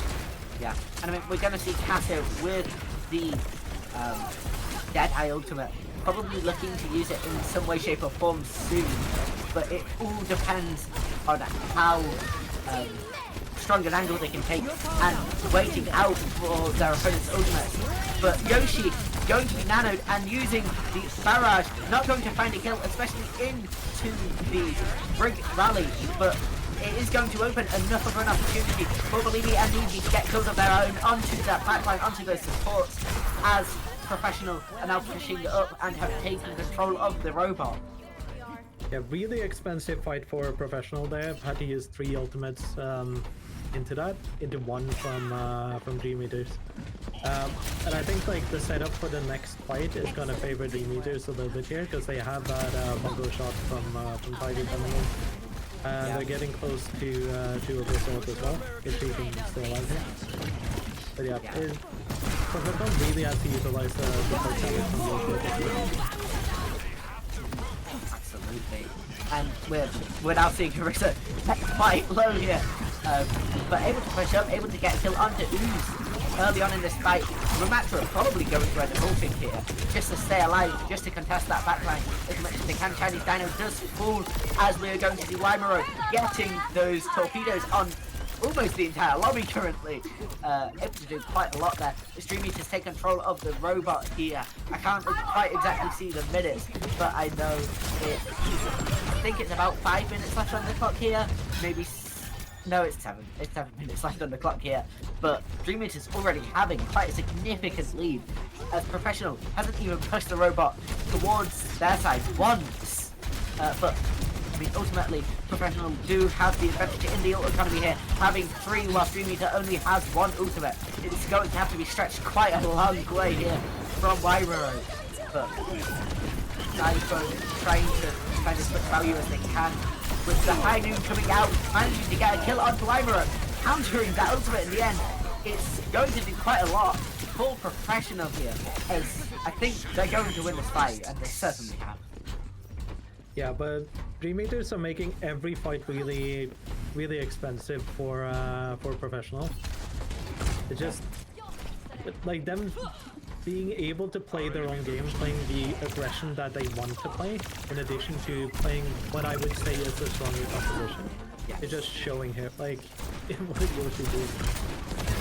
And I mean, Dream Eaters know that once they're at that second point, the advantage is towards Professional, but it doesn't matter, because they're going to stop them at the midpoint almost every fight here, and it's really going to favour Dream Eaters just overall in this comp, because Orisa's not great on the second point, but it doesn't matter because it's the least important part of the map. Yeah, especially with how far up Dream Eaters have gotten there. Like, even if they lose every fight here, but they win every fight in the middle of the map, like, they're still gonna win. Yeah, absolutely. And I mean, the Orisa ultimate here with the torpedoes, managing to get a kill. Ooze getting one onto Tiger. That is going to remove a lot of the firepower from Dream Eaters, but I don't think it's going to be quite enough for Professional to hold an entire point here, especially as Orisa just got a kill onto Ooze, but Niji gets one onto Tiger. And honestly, Dream Eaters being forced to hold here and being forced to lose this fight. But again, it doesn't matter. They got a bunch more progress, and Professional didn't make any progress. Professional didn't gain anything from that fight. They just had to use some of their ult economy. And, I mean, it's going to end up being still slightly in Professional's favour this next fight, I think. Because, yes, Dream Eaters do have who is currently available, but it's not going to be long before Dream Eater Professional have to. And honestly, an incredible Diva Bomb from Tiger. Yoshi was not expecting that at all. Like, it just came out of nowhere, truly. And we're now going to see Dream Eaters try to hold as best they can up here. They are finally going to push the point just a little bit, but not much, as Professional are being forced to retreat and rotate here, giving Chinese Dino and Dream Eaters as a whole a lot of space to work with, a lot of space to pressure, especially as they're playing Orisa, and it's difficult to kill an Orisa from such a long distance with a Brawl Comp. Yeah, with a Brawl Comp and also Nedge having to hold the ultimate for this long is never a good thing. Like, it means that they are on the... Like, they can't play their game when they're being, like, held back from using... Like winning ultimate because, like, being fun. Yeah, and I mean, the high news there was who's able to get a lot of value out of that fight there. I think they went on a 3 or 4K, and it's going to give Professional time and space to finally push the robot seriously, but they only have about 2 minutes and 13 seconds left on the clock. It's not going to be. They need to win, like, over 75% of the remaining fights in the game here, just to have a chance of winning in overtime. But Yoshi falling really early on, getting punished from 2 directions there. And that was honestly brilliant coordination from from Dream Eaters, as the Ramatro from Niji comes out, but it's probably not going to be able to do that much with the torpedoes coming out, trying to heal and damage at the same time, managing to do so. We're going to see Korai trying to get a kill onto that backline, trying to get a post-fight pick, isn't quite going to be able to. Yeah, that was, like, really... like, getting those picks early, like, killing Yoshi that early in the fight, also Yoshi kind of reacting a bit late to taking that much damage. And then moving in instead of playing a bit more safe. They're a bit unlucky with that one, but Cryo is doing a really good job of just chipping damage in there and getting those kills. Yeah, I mean, Dream Eaters really trying to push here. We're seeing 2 very closely matched teams here, as they're, Professional have gone 2, Dream Eaters have gone 1, but it's not going to be. But I mean, Dream Eaters looking like the favourites to win this fight here, as the bonus shot and the Pulseball managed to get 2 kills. Yoshi managing to get 3 though. Professional managing to get 3 though, and almost everyone in the lobby's dead now. But 3 of Professional are just left alive, able to push the point that little bit further and really trying to cap here, as I believe we're in the last 30 seconds of this game, and Professional really need to be pushing all the time. They need to win an overtime in order to have, get this round. Absolutely, and Dream Eaters waiting a little bit for their Dreamer to come back, which I think is really good. And now like the orbital coming in. Tiger getting another pick. This is starting to look really good for Dream Eaters. Absolutely, and we're going to see the bridge getting quite low with, oh my gosh, Chinese Shadow getting a 3K, looking to make it 4 and manages to. Overtime isn't going to save Professional from the grips of the Dream Eaters, as they have won that game. We are now 2-2, tied up between these 2 teams. Absolutely, that was a really good showing by Dream Eaters. Just, yeah, showing that the first two maps warm up. We got our aggression tuned in, and yeah, they're starting to play their game now, and it's really working out for them. Yeah, I believe we are going to go to the analysts just now. Yep, absolutely. Stay tuned. I mean, it's a very different situation than where we last left off. Dream Eaters were down in the mud, down 2 maps. Again, I think being the favorites, it must have been a bit of a mental battle. Some real fortitude coming in there to come back, make a couple of substitutions, maybe that new fresh perspective, changes in the composition as well from the new player coming in, really seemed to shape things up, and they look like basically a whole different team these last 2 maps, able to make the ball work very well on that Rialto map into the Winston comp. I mean, you can speak as well on this, Yappa, but it just really felt like Dream Eaters were the ones being proactive that map, especially. Like, you need to kind of see some kind of pushback, right, from the side of Professional. But every time a hit came through from the ball, there was just not a counter hit available from the side of the Winston cop. When the ball comes in, you as the Winston need to go in and pressure out one of those ankles with your own dive, pressure out a kill. Not even necessarily confirm a kill, but just the speed that the side of Dream Eaters were able to get with that ball tracer versus the Winston Farah. Like, it takes so much longer for the Farah and Winston to actually get in a position to kill things and a setup to actually be effective versus that ball trace. Like, they're just in, getting kills. Farah, it's like that slow whittling away of resources with the spam. And Dream Eaters, they recognized that was their win com and finally able to kind of properly make their faster, more aggressive tempo actually fit into a win condition they were actually able to act upon in that Rialto map. Yeah, I mean, I'm going to probably just quickly jump in with a little bit of my own analysis of what just went down in that past map. With Dream doing incredibly well. I feel like they were doing a great job with the ball. The Tracer doing some excellent work as well in that first map. I think that Ana switch is definitely paying off as well, personally, in my own opinion. And they were doing such a great job as well with the aggression. Map 4, again, a very similar sort of story with, I think, like, they were just sort of managing to put Professional a bit on the back foot, sort of knocking them out of their state of mind as well with how they were playing. And Dream just doing a great job of really just being aggressive in the same way that they weren't able to do in the first two rounds. So I'm excited to see how this is going to continue between these two teams, because it looks like Dream has managed to adapt the very thing that we were saying in the first 2 games that they weren't quite able to do. Yeah, I mean, that was, it was you weren't able to hear because I was still muted in Discord. I was just super, locked enraptured in that series. But yeah, like you said, perfectly there as well. It was about the aggression finally being translated properly into the battlefield there on that Rialto map. Able to get the hits much faster with a combinational difference, that Tracer versus the Farah. I'm really happy to see Kyoyu coming out on the Tracer rather than Genji. The Genji is their more comfortable pick, but when you're playing the Genji, he's a lot more brawly, and when you're playing that into a Farah, it can really struggle. Like, you have to be taking the aggression there, and they just couldn't seem to make that work with the Genji. They couldn't seem to kind of get that piece of slot in well. The Tracer swap, though, last 2 maps, that's come in. The new player as well, substitution, really having a massive impact there.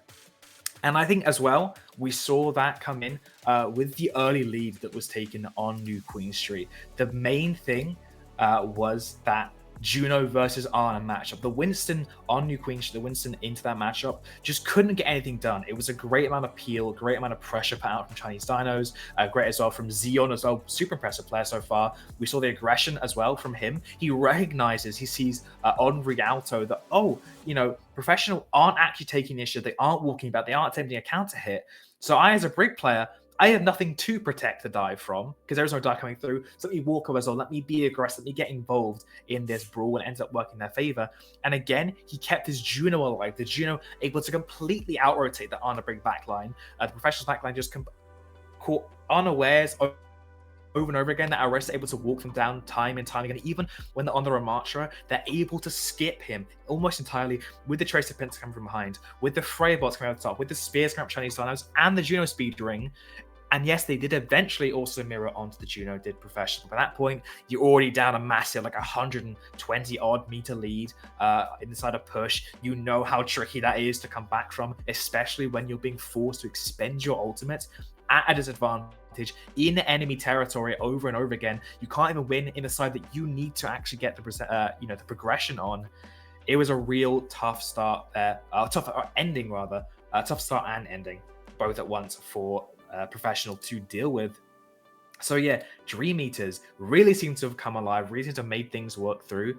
And what would you say the main factor is, or who is the main factor in seeing this come through? So you had the substitution come in. Maybe I'm kind of thinking that this is the new perspective that's entered the field, but as well, it feels like we're seeing Yoshi being shut down a lot more. They're not letting him play his style of game. But what are your thoughts on it?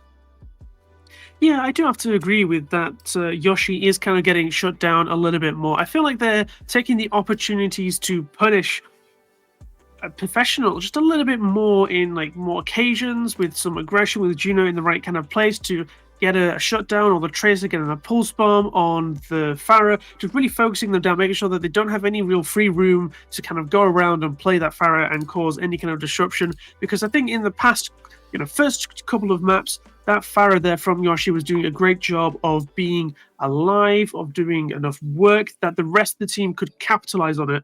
And so by really trying to shut down that Pharah, they've kind of thrown a spanner into the works, especially when that player is a one-trick player. They're going to be struggling with kind of all the options that are kind of thrown around them. It means that the utility that the Pharah has, they're just not really able to make use of it in the same way that Dream have been able to make use of their utility to shut down the kind of way that Professional have been playing. And perhaps as well, I feel like Professional have been a little bit too reliant on their ultimates to be playing and winning team fights, which, yeah, ultimates are incredibly valuable, but I feel like in those last couple of matches there, Dream was showing just how well you can make use of the utility items that those characters have, such as that Juno pick. Juno has been incredibly strong and powerful ever since Juno was added into the game. But you've got such great opportunities to move around, mobility, you've got great healing, you've got all these other homing options as well to keep up pressure, and then you've also got, Orisa as well, which has the ability to just shut down an ultimate. It's not the same as, a Diva Matrix, but, when you do see that Orisa spinning that javelin around, they are able to absorb so much damage, and I think that can also help in shutting down the Pharah. Yeah, and the Ana as well early on. Eventually there was a Juno swap. But how your win condition is hitting a big net on the backline. At best, you hit the Orisa who has gold, or she spins it away, or you just don't even get a chance to because she's getting run out with a spear and a Tracer from behind. And those bans as well, Dream Eater's banning out the Lucio, I think was very interesting because, maybe you are more concerned, right? If you want to play against that Winston with a more angle control, the more survivability and mobility with that Kiri Lucio. That was taken off the line as well. You basically deny a lot of the Ruana play because on these push maps, you want a speed boost. The Ana variants on these kind of push maps are just weaker inherently because you basically either have from a Lucio with them, which can be pretty strong. We've seen that a fair bit. Lucio can then also, once they kind of kited the Ana around, got them to safety, taxied them a bit, they can also then go and interact with the Dyers directly, like we said in the first map, as we saw those Usos being very aggressive in their style. But are taken out entirely. But it's going to be Zarya and Ashe that are taken out of this upcoming match. Dream Eater's banning the Zarya and Professionals banning the Ashe. And I think that's interesting because the big bans left available, I think are going to be the Juno ban. Freya ban has already been expended. I expect to see that even more. And as well, the Pharah ban is still up. It's still available for Dream Eaters. I think you have to have that worried. Score has been equalized. That Pharah ban, it seems to kind of be a guaranteed win. So I have to see how that comes into fruition. But I'm going to throw it back to our casters heading into Suravar. So I have to see, will these bans have the impact? Will Dream Eaters continue their momentum, or will Professionals fight back and keep it interesting? Over to you, Ebroth and Zeus. And we are about to go into the 5th game of this best of 7, I believe. It's really a close run thing so far. And I'm honestly really excited to see how this plays out, what these teams are choosing as their strategy going forward. Yeah, absolutely. Like, looking at the bans, I think Professional really wants to keep that far going. Just like banning Ashe, giving Yoshi as much space as possible. I think that's the thoughts there. The Zarya ban is a bit more interesting. I'm a bit curious as to what the thought process of that is. I guess Zarya on Surabasa, pretty decent, but yeah, but like normally you probably would do that if you wanted to play like a Diva yourself, or maybe even an Orisa yourself. Yeah. But yeah, maybe they just want to keep going with the Orisa and then they ban Zarya because of that. Yeah, and I mean, it's really interesting seeing Surabasa chosen here, because it's not that different to New Junk City, in my opinion. In how you play it, what comps are good on it. It's a little bit more poke focused, but there's still a lot of corners, a lot of angles anyone can be coming from, so it benefits dive quite well, and the points are enclosed enough that Brawl still works. But we are going to see an Orisa mirror here, which I think makes complete sense. Tiger sticking on that Freya as Lucio is chosen from Bellini. Really interesting choice. I think it makes a lot of sense, and I think it's going to end up working quite well for all professional. But Dream Eaters don't have a bad comp by any means. Yeah, Dream Eaters are going the meta comp once again, just with the Orisa. Professional doing their own take on it, I guess. Just sticking to that far, and I do think like competitions are better than the Lucian one at the moment. So I just think Dream Eaters just have the better comp. Yeah, I mean, we've seen it this first fight. They've been able to take the high ground here and take the objective. Tiger just looking for a pick here, looking for some damage off early on in this fight. Is going to be able to find it, but constantly watching that flank, looking for Quaigo, the enemy tracer. But Bellini getting killed early on by them. And Niji managing to try and push up, try and contest. Really interesting spot to take the fight here from Dream Eaters, in my opinion, or from Professional even. This is an interesting angle to push from, because yes, it benefits long-range characters like Orisa, like Sojourn, but also Death Eaters are also playing a poke comp, so it's benefiting them just as much, and it is just meaning that Professionals have a long way to walk before they can contest the objective, and it forces a long fight where they don't gain much. I mean, we're on our second fight, I believe, and we're already at 90%. Yeah, it's like just full doing on this map so far. Dream Eaters definitely will be better. Yeah, and I mean, Chinese Dino using that ultimate not to get a kill instantly, just to block out a load of space from Professional. It does get punished in the end, and I mean, Dream Eaters looking like they've got a massive advantage here, as they've got 4 kills this fight already, and they are going to get those last 1 or 2 to be able to cap, as they get that with 100-0. Yeah, they're also playing that aggressive style once again, but they're playing it really cleverly, because they're in a couple of those poke sessions that they had there with like the posturing on both sides, and one of the reasons why the fight took so long, because Tiger is setting up those scope shots, and then as soon as he hits someone, either the Tracer or the Orisa goes in and finishes him. And it's just like really good synergy and aggression from a team like that. It's beautiful to see. Yeah, absolutely. We're going to see Wyvern trying to fight in this room. It's really interesting with so many vertical focused characters fighting in just one small room. It's forcing a lot of jumping about, and I mean, Quaigo going to be killed by Yoshi there. That Lucio's speed boost really coming in clutch just to help push that little bit further. But Zion trying to hold as much as best they can, keep their team alive, popping the rally ultimate.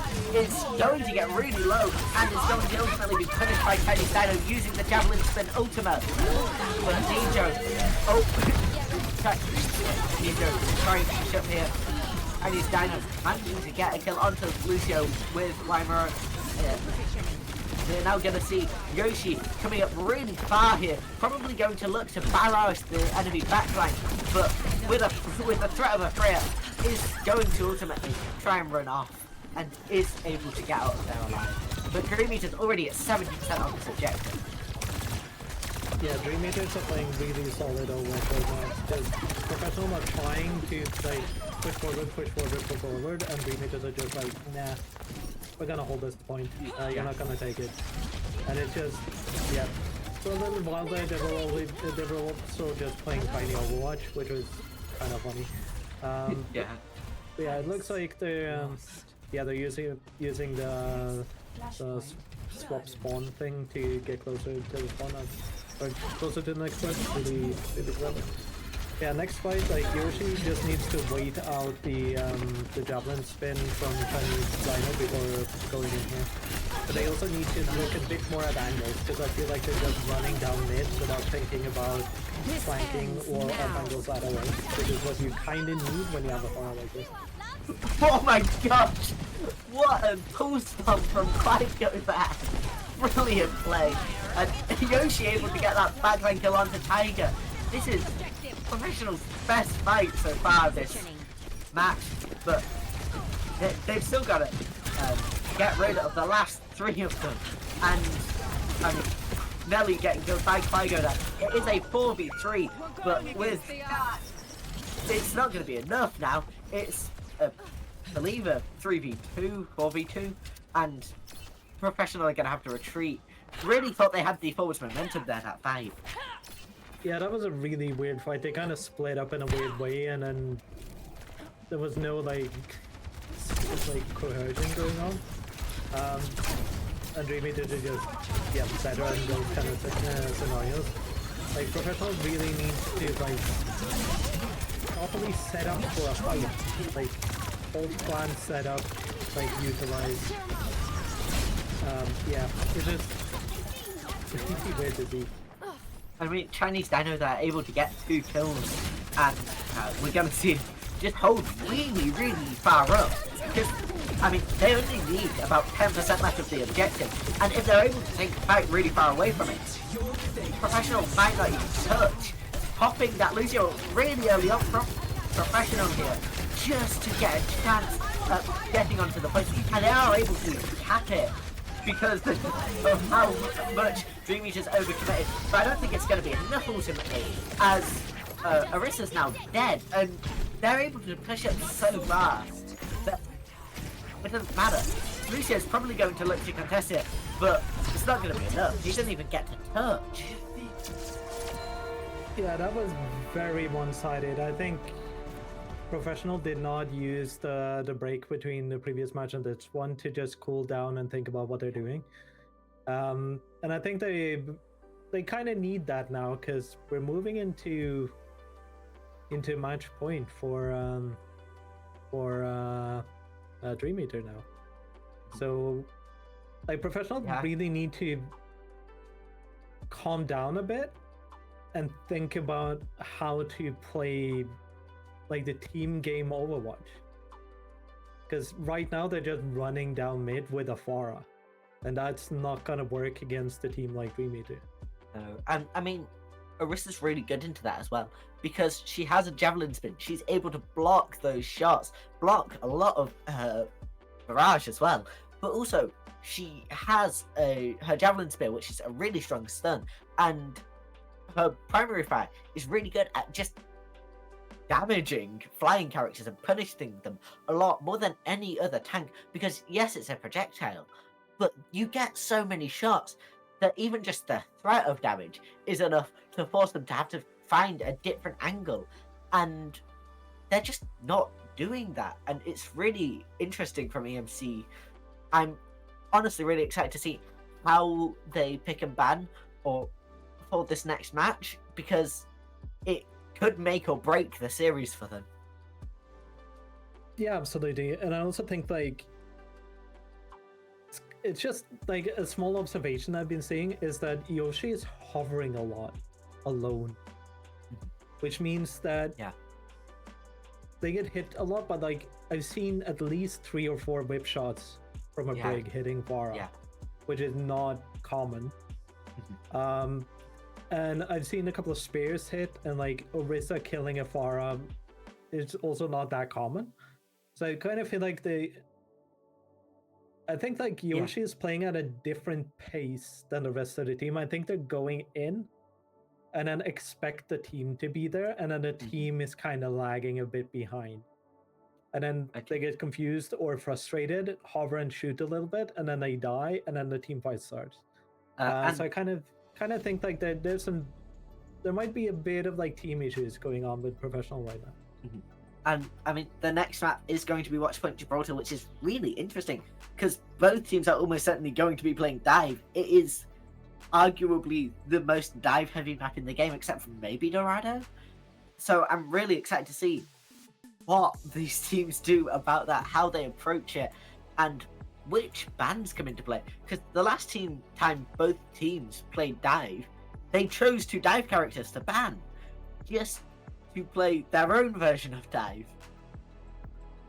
Yeah, we kind of ended up with like a diva ball dive in that situation, but now both, like all 3 dive tanks, or 3 of the 4, I guess, have been banned so far. So if I always hope we get to see a monkey mirror on Gibraltar, because that's the most fun Overwatch to watch, especially when like teams set up dives properly and there's like tiny nuances and like you trade backlines and then you kind of have to fight monkey to monkey afterwards. I really enjoyed that type of Overwatch. But these teams have not played conventionally so far. Like Dream Eater started doing it after losing to 2 maps and then started winning like by going into the meta and playing like that style. But what I kind of hope to see is like a meta composition with like Freya, Monkey, and maybe like a Kiri Lucio or a Juno Kiri, with like a Tracer or a Genji. That is what I'm hoping to see, and I'm hoping to see a mirror. Yeah, a mirror would be really interesting, because Overwatch is in a really healthy spot right now, where with a lot of esports, you'll find that a lot of the matches are either the same comps or the same mirrors, and there's been a lot of diversity in the set so far. But also, with these teams have been playing each other for a number of games now, to the point where almost a meta's formed within the match itself, and the way these teams are going to now play around this in a map which forces dive, because if you don't play dive on Gibraltar, you're actively playing at a major disadvantage, in my opinion, because you need a tank who's able to take those high ground spots to pressure the right areas. And I mean, we're very likely to see Brig on defense here, I think, just because of how much she's able to push those tanks away from taking that high ground and punish them for overcommitting even a little bit. Yeah, we might see like an on a Brig kind of setup here, like playing around blue box, especially on defense. Just Brig booping back monkeys, like a nano monkey would be very classical. Yeah, that would also be interesting to see, like if we see on a Brig on both teams, or if we see one team playing a bit more of an aggressive composition while the other is playing a bit more of a defensive one, like attack on defense probably. Yeah, it's also going to be really interesting to see what the bans are, because if one of the teams ban, for example, Ana, or if there's a ban on like a Pharah, for example, I would assume that Professional is going to play Pharah here as well, because like Pharah dive is a pretty common thing. Yeah, but I also think like I wouldn't put it past Dream Eater to, especially on attack, play a bit of Widowmaker on this map. I mean, yeah, absolutely. Widowmaker would be really interesting to see. I think when the teams have chosen to play a sniper character, they've chosen Ashe more than anything, because she's just better at dealing with flankers, and she doesn't have quite as much kill potential. There's not that threat there, but she's able to deal with a diving bull or a tracer much more reliably than someone like a Widowmaker is, and so it's really interesting to see how they're able to work around that, if they're able to use a poke DPS that isn't Freya against a dive comp potentially, because you have to remember it is a dive map. It heavily favors dive, but long range DPS are also really good on this map. It's genuinely quite a genius setup. Where... Yeah, but that's also a little bit why I believe, like especially on attack on first point, that a Widowmaker can work, because the sight lines are so long. Yes. That if you're playing like at maximum range, no matter what dive hero they have, or especially dive tank, they're gonna have to push through so much to be able to reach you. Yeah. We're gonna see that Professional have banned Brig here. Really interesting choice there, I think. it makes a lot of sense because it allows them to play dive the way they want to, and it's difficult to punish that. We're almost certainly now going to see Juno comps from at least one team, potentially Kiri, potentially Anna, but Anna is Anna's got a reasonable amount of self-sustain, but if you're using her kit to sustain yourself, you're not using it to keep your team alive or punish the enemy team for when they make mistakes with that anti-nade, with that sleep, and it can kind of hinder the team's progress as a whole. So honestly, I'm really excited to see how this match works out now that Brig's been banned, because it leaves so much room for the opponents to dive a backline if you aren't running Brig. That is true, and it is professional banning Brig, which is kind of interesting. I would more expect to see that from Dream Eater if they wanted to play like super aggressive dive, because that kind of is their style, like go super aggressive. So maybe professional just want to play more aggressive on this map. I did that, or they've been struggling with dealing with the backline of Dream Eater because the Brig is just, as I mentioned earlier, like the Brig whip shot the Pharah like 4 times on the previous map. So maybe they just see Brig as like an issue, and that there's not like a tactical thing, it's more like a feel thing. Mm-hmm. Yeah, I mean, it's really interesting choice in strategy there. I really do think that I'm really excited to see how this is approached now. I mean, DPS wise, if Freya's not banned, she's almost certainly going to be ran by at least one team, and I mean, I forgot that name now. Damn it!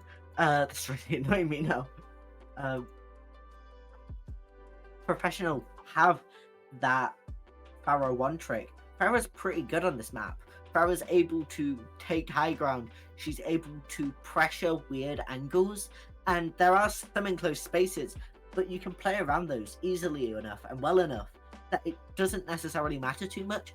And if they're able to replicate their success from the first 1 or 2 matches where they were able to deal a lot of damage and find weird and unique picks, it would really go a long way for professional there. That is true. Like if Yoshi can get into the same kind of space that they did on the first map, like on Lijiang's 2nd and 3rd stage, was really good, especially with the utilization of like the burst pull thing. But then again, like if Dream Eaters are going a more like long range hit scan, like a sniper, for example, like Widow or even Ashe, like especially first point on Gibraltar is very open in the skybox, so it's going to be really hard to play Pharah into that. So it's going to be interesting to see how they adapt and what kind of the thought process that they're showing throughout this. We do have the second ban, which is Cassidy. I mean, interesting choice there. It is genuinely really interesting. Both teams basically going for anti-dive heroes to ban. So clearly wanting to play dive, but just not wanting to be able to counter it either. And the Cassidy choice is interesting because if Dream Eaters do plan on going an Ashe or a Widowmaker, Cassidy kind of counters them because he's got a quicker fire rate. If you miss a shot on Widow or you're looking at someone else, Cassidy's just able to 2-tap you with relative ease and reasonably quickly, I believe. Well, I guess it depends on like the distance. If you're playing mid-range to close range, then yes. But if it's long range, then Cassidy loses every time because the drop-off is so insane. You have to hit like 10 shots or something. But I think it's more because they saw that Aussie has been playing Cass for the last like 3 maps. And I think that's just a reactionary, like, what can we do to disrupt the enemy team and what they're playing? Just like, oh yeah, Aussie's been playing that the entire time, let's just ban that. I am surprised they're not banning Pharah, because like, just ban the Pharah and be done with it, win the match, I guess. But maybe they're just saving the Pharah ban for like, if there's like a 3-3 situation, and they're on like match point for both teams. Now, they might swap But Quaigo's interestingly gone Sinatra. Do you think they're going for an early TP? Yeah, I think they're doing a TP to set up the Ana DLR is kind of interesting. I would be slightly surprised if I see them keep that. But nothing else here is surprising so far. No, the Kiri makes a lot of sense. Believe me, going Ana is interesting. It is going to, against a dive cup, it's going to use a lot of her abilities just for self-preservation. But it can work. It can be really good at punishing divers. And Chinese Dino instantly taking that high ground, instantly pressuring their opponents off of that area and space. And Professional aren't contesting the point here. And they shouldn't really be if they want to play this right. They're letting Dream Eaters go underneath the bridge into the really low area. And it provides the people who are above them, who have the high ground, an hefty advantage in that fight. But it does give them quite a lot of space.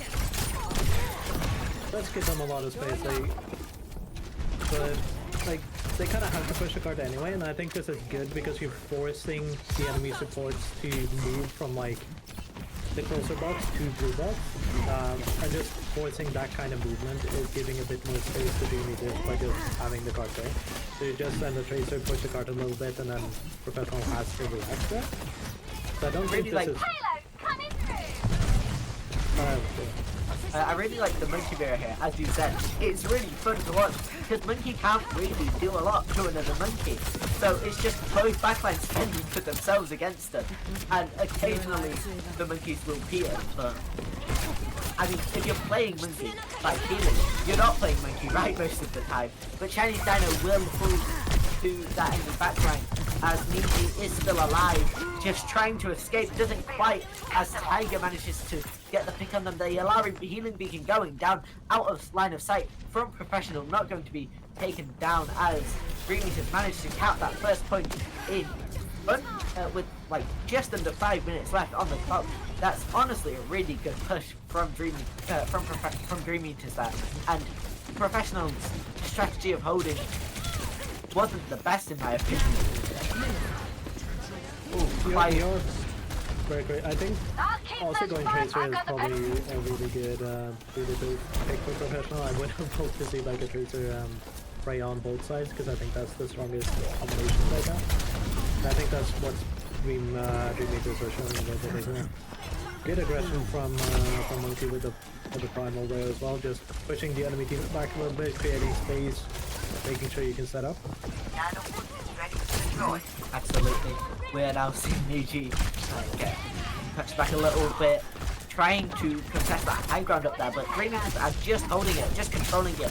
And now Freya's being pushed. It's not going to do a lot, because Freya's character with such good damage and such high mobility that trying to contest them as a dive tank is quite difficult, unless you're someone like Diva with that defense matrix.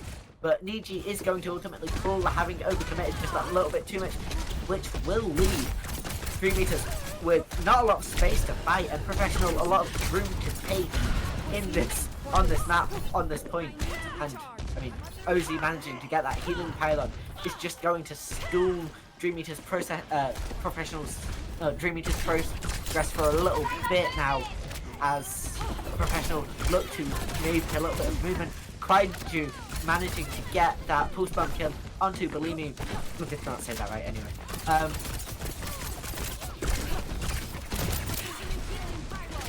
Yeah, really good aggression here from Dream Eaters. This part of the map is the hardest for attackers, especially if you lose one fight and the defenders get to set up. The Dream Eaters are playing it well, they're taking different types of angles. And going to kill them for the nano movement barrage. It's gotta be real. Oh, put my Yalari ultimate. Really interesting choice there, because you're never going to be able to cap, right? You've got to do really well. Oh my gosh. Wait, Professional have held. It worked. I was not expecting them to hold that point there. There is now 2 minutes left on the clock. And Professional are going to have to work quite hard to not have Dream Eaters go all the way, or even cap this second objective here. But I'm excited to see if they can. Yeah, really good sportsmanship there. my team would have staggered that on a couple of seconds longer, just to give us a bit of an advantage.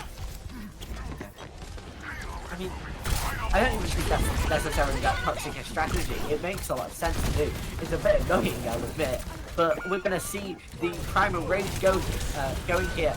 Isn't going to get a lot of value. Only one kill. Plus the backline of Professional, of 3 meters, is mostly destroyed early on in that fight. And Niji manages to get a kill onto Kwaigu. But they've managed to hold. Professional have managed to hold just that little bit longer. They're probably going to lose this fight here, but not necessarily. Nothing's for certain in the game like Overwatch. Yeah, and Chinese Dino getting like a couple of hits extra there as well is really good. With the pulse on there, that could have been huge. And I mean, Yoshi trying to get a kill there just gets spooked away by Larry, but very close to getting a pick early on in that fight. And I mean, 3 meters really needs to touch now. There's only a minute left in the clock, but the 2 checks from that pulse bomb is going to do a lot for them. As Yoshi now trying to get a kill, does not quite manage to, and falls themselves. Kwaigu also managing to get a kill there onto Yoshi, ultimately going to be a 1 point for 3 meters. They only have 2 minutes left on the clock now, and they have the entire stretch of third point to cap. Enemy in my sight. Yeah, third point can be a bit difficult, especially with dive, and if the enemy team goes a bit more brawly. Yeah. But I think Professional can actually manage to not give a full cap to 3 meters there if they play correctly. And I mean, we're going to see the very early dive here from Chinese Dino, especially with that Nano. Going to threaten the backline supports quite a lot, but won't manage to get a kill on them. Zion will on Niji though. That's not going to be great for 3 meters, or for Professional here, as 3 meters have a clear advantage in this fight. They're already most of the way towards capping this objective here, and it is going to be one last fight for Professional. They need to win this, otherwise 3 meters are going to capture the objective here. We are going to see Niji holding the objective, but oh my gosh, Yoshi doesn't quite manage to get the kill as Tiger manages to kill them in turn. The Nano going out onto Chinese Dino with that Primal Rage as well. Going to be dealing a lot of damage onto that enemy backline. Able to get Chinese Dino, and 3 meters have managed to cap the point here. Yeah, they've won that first round with 40 seconds left on the clock. Not as long as they had the first time they were on a payload map. Yeah, really good aggression and setups and dives from 3 meters there. Just it's also just a little bit a competitive with just like the Freya and the amount of poke damage you can do. You have the Tracer follow-up damage. I do like to see Aussie on the Tracer instead of the Cassidy for once, because I think that's a better way of keeping your the enemy Tracer busy. And we did also see Aussie kill Kwaigu a couple of times. So that Tracer pick, really good. I think if they had something else than Pharah, and maybe also a little bit of change in their support lineup, it could be a lot better. Yeah, I mean, the Iliari choice is really interesting to me, because that's a poke character more than anything, I think. So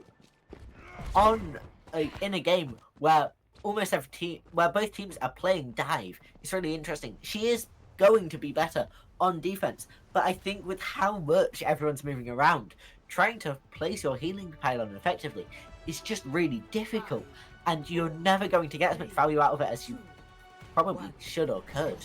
But we're going to see Professional pushing from the high ground here with Diva, that early sim portal onto the side of the point, managing to get a kill on Primero very early on. That will lead to Diva herself getting killed, but it doesn't matter. She's going to reset a lot quicker than the opposing Anna will. That is very true. Like the Diva mech moves a lot quicker than an old grandma. So definitely an advantage for Professional here. Now they just need to take advantage of it. Like they need to play a bit more aggressive now that they're in the lead.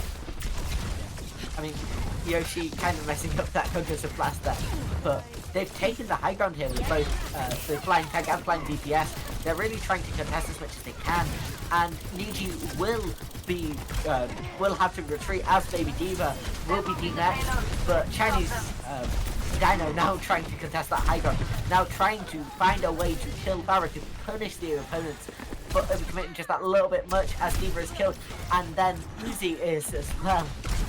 Now Dreamy is really holding quite well, and they have 2 minutes 40 seconds left on the clock here, which isn't going to be a turn for Professional, especially given how well Dreamy just pushed this first point. They might be able to hold. Yeah, just really aggressive staggers here. Niche getting D-Mech just outside of spawn is also really bad for them. I wonder if the just kind of walk off the map. Yeah, I think Niche needs to respect damage a bit more. I feel like he's going in a lot and getting D-Mech and taking a lot of damage early in fights. And I kind of feel like that's stopping the progression from Professional. Just like they kill 2, Niche goes in a little bit early, gets D-Mech in then one of the previous fights, and that alone is enough to stop the momentum of getting 2 hits, and then really just turn it around. And I mean, you've got to remember, Winston deals a lot of damage currently, and isn't blocked by defense matrix. Ooze! Oh my gosh! I thought they didn't notice. They have finally noticed who's on the objective now, but they are going to get a reasonable amount of distance on that point there, and 9 health remaining will be killed, but they got like a fight's worth of distance there. They really drew out a lot of Dream Eater's attention, and Niji now really trying to find value here, trying to win this 1v1 against the Winston, and Tiger manages to kill Yoshi early on in the fight. That's going to be big, especially as Professional push up really far, and Kygo potentially pushing up quite far up, will manage to get Kiriko, and they've done it. They've won the fight. They're really doing quite well here. But I mean, with 45 seconds left on the clock, I don't think Dream Eater are going to be able to do much. Oh wait, Professional are going to be able to do much here. They need to push about half of this point just to cap, and Neji already low on health. Using that Diva bomb, it's almost certainly not going to find a single kill, and it certainly didn't. Interesting choice to pull from the opposing tank there. Isn't going to find much value, as Professional have managed to win the fight here, but not fully yet. There's still an Ana left alive. They are going to be cleaned up, and ultimately Professional are going to press that a little bit further forward, but the primal rate from Chinese Dragon is going to be a really interesting choice here. It's just going to buy their team that little bit more time, as Dream Eaters now pushing quite far up. The interesting swap to Lucio here, and Moira really going for a wall comp with this support backline, but it's potentially going to work quite well. Wymaro trying to survive just as long as they can. Moira, a very good hero for living, and Dream Eaters have managed to cap the point here and win. I believe my co-caster has just disconnected, but that is going to be a one match for Dream Eaters. They have won the tournament. They have won the Crown Cup. That was a really good showing by Dream Eaters. Just super aggressive defense. Just slight mistakes from Professional again, here and there, and just Dream Eaters taking advantage of it. It's a really well played map, and a really well played match for Dream Eaters there. They really deserve this. Yeah, I mean, absolutely. They have to be buzzing right now. They just won the tournament. They honestly, brilliant display from both teams though. That was quite close, especially early on, with Dream Eaters pulling ahead, figuring out how to play against their opponents, and ultimately doing quite well there. Absolutely. I think we're going back to the desk now, so that's goodbye for us, and then over to the desk. Thank you very much, Ebroth and Zeus. I mean, I'm glad that my camera was not shown, because I was losing it at some points of that map. Like, especially at the end there. Like, I'm on Discord again. Especially at the end there when they managed to turn one around. Like, Chinese Dino just lived for oh so long. Like, actually criminal behavior from them, coming back on the Lucio Moira, turn that one around.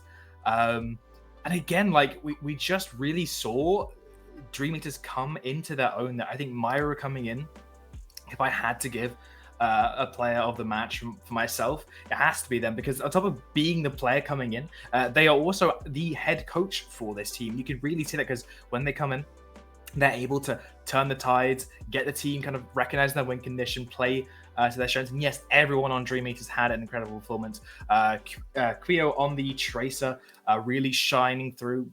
Big pulse bomb, big connections, big recognition of their win cons. But yeah, I mean, how was your experience watching that final map, that Watch Point Gibraltar, to get Dream Eaters the Season 3 Royal Rumble crown? Oh my word. I mean, Dream Eaters, at first, in those first couple of maps at the very start of the series, they weren't looking too strong, but then all of a sudden they just kind of came back, able to reverse the trend and coming back to get the victory. I mean, they were so dominant on that map 5 there. I just couldn't believe what I was seeing. So honestly, Dream Eaters, I mean, they're clearly the champions. They had done such a great job. It was amazing to see just how well they were able to do that. They really kind of just shut down the composition and team of Professional, unfortunately. I mean, Professional did a great job, but I felt like they got a little bit shaken at the very end.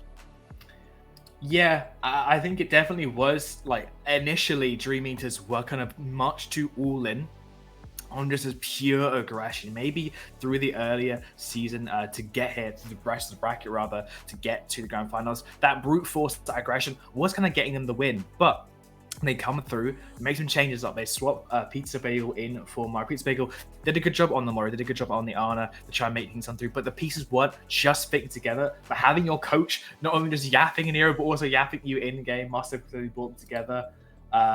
Shion as well. She absolutely had some incredible performances on the Brigade. So taking out the Farah is no mean feat on the Brigitte of all characters, and they were just such a stable backline in terms of keeping us alive, playing for their win conditions.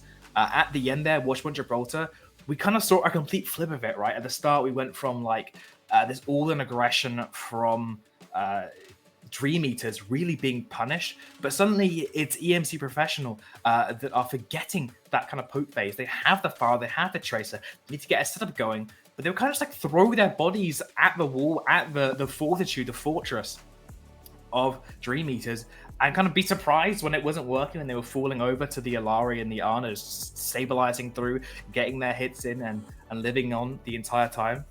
So yeah, that Farah kind of is what EMC Professional lived and died by, but from their grave rises the Royal Rumble champions. And what a performance from Dream Eaters there, coming back down 2-0. Maybe a bit of a recap for the viewers just joining us for the ultimate last moments. It was Li Zhang, finishing down 0-2. The second map, you're going to have to remind, my memory is failing from the excitement. No recollection what it was. Was it Nambani? Rialto? My brain is completely gone. It's been a long, arduous series. It has indeed. There's been a lot of maps. It's Hollywood. Map that 6. was what it was, Hollywood. Yes. Thank you. Yeah, which is just an absolute turnaround. And I'm seeing a couple of MVP suggestions from Eroth putting forward Tiger on that Freya. I mean, makes a lot of sense. That hero is just a huge carry machine. Chinese Dinos as well. We said at the start of the series, they will be kind of the focal point. They will be the breaking point for if the team can be flexible. And, he was able to flex onto the Orisa, onto the Winston, onto the Bull. But what would you say is your pick, Yappa? Oh man, I think that's going to have to be a little bit of a difficult choice for me. I do have to agree. I think that Dino is probably going to be someone who I would consider for MVP. They were able to flex to a lot of different characters. They were able to play that ball and were able to be so aggressive with it. And I feel like that really helped them in maps 3 and 4. And I feel like as well, just the way that they were able to play around the enemies, the team professional, was an excellent way of demonstrating that it's not, they were able to play disruptively as well against the composition, even when they were playing, Arista, for example. And I feel like, doing a great job of keeping the team together and being that tank player, because the tank is an incredibly important role in the current meta. I feel like also, you got to point out and maybe consider for MVP the Ana player from Team Dream as well. I feel like how they played was just incredibly good. Myro being able to play that Ana and just play it so incredibly well, because the Ana as well can also do an excellent job at helping to shut down that Pharah in a position that you probably wouldn't normally expect. Ana can do an excellent job of that, especially when you are maybe lacking some other options available in the rest of your team. It just keeps up the pressure on that Pharah. And as you were saying, that Pharah is a class that just the professional just seems to kind of live and die by with that Pharah pick. So for me, I think maybe I would have to put forward Myro as the MVP. Yeah, I think we are in agreement there. Myro also the head coach and manager of Dream League, so maybe the MVP for the team as well outside of the tournament too. But yeah, going from your achievements being all members graduated kindergarten, picking up Chinese dinos, to then winning Crown Cup round rumble, it's got to be pretty good. Everyone from the entire roster, of course, coming together, playing super well, and a valiant effort from EMC professionals as well. Also worth noting, I believe that Xion and Myro also both originated from an EMC team, so maybe some history there org-wise. But yeah, super great performance from them. They really had us in the first half with that 2-0. But the mental fortitude, the passion to come back, to win it through a grueling 6-map series and come out on top.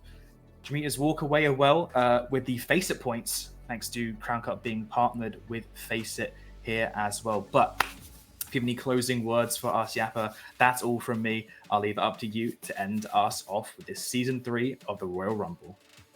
Yeah, thank you indeed for coming and joining me here today. It has been exciting to see this showdown happen, this grand final for the Royal Rumble Crown Cup.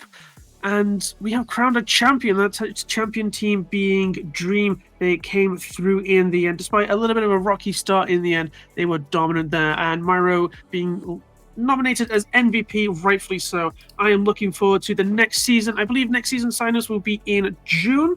So be sure to follow the socials to keep yourself aware of when that is available, because if you love imaginary points on Faceit, I am sure you'll be very happy to be signing up, and maybe even you'll see yourself on stream becoming the champion. That's all from me. Thank you very much, and I will hopefully see you next time.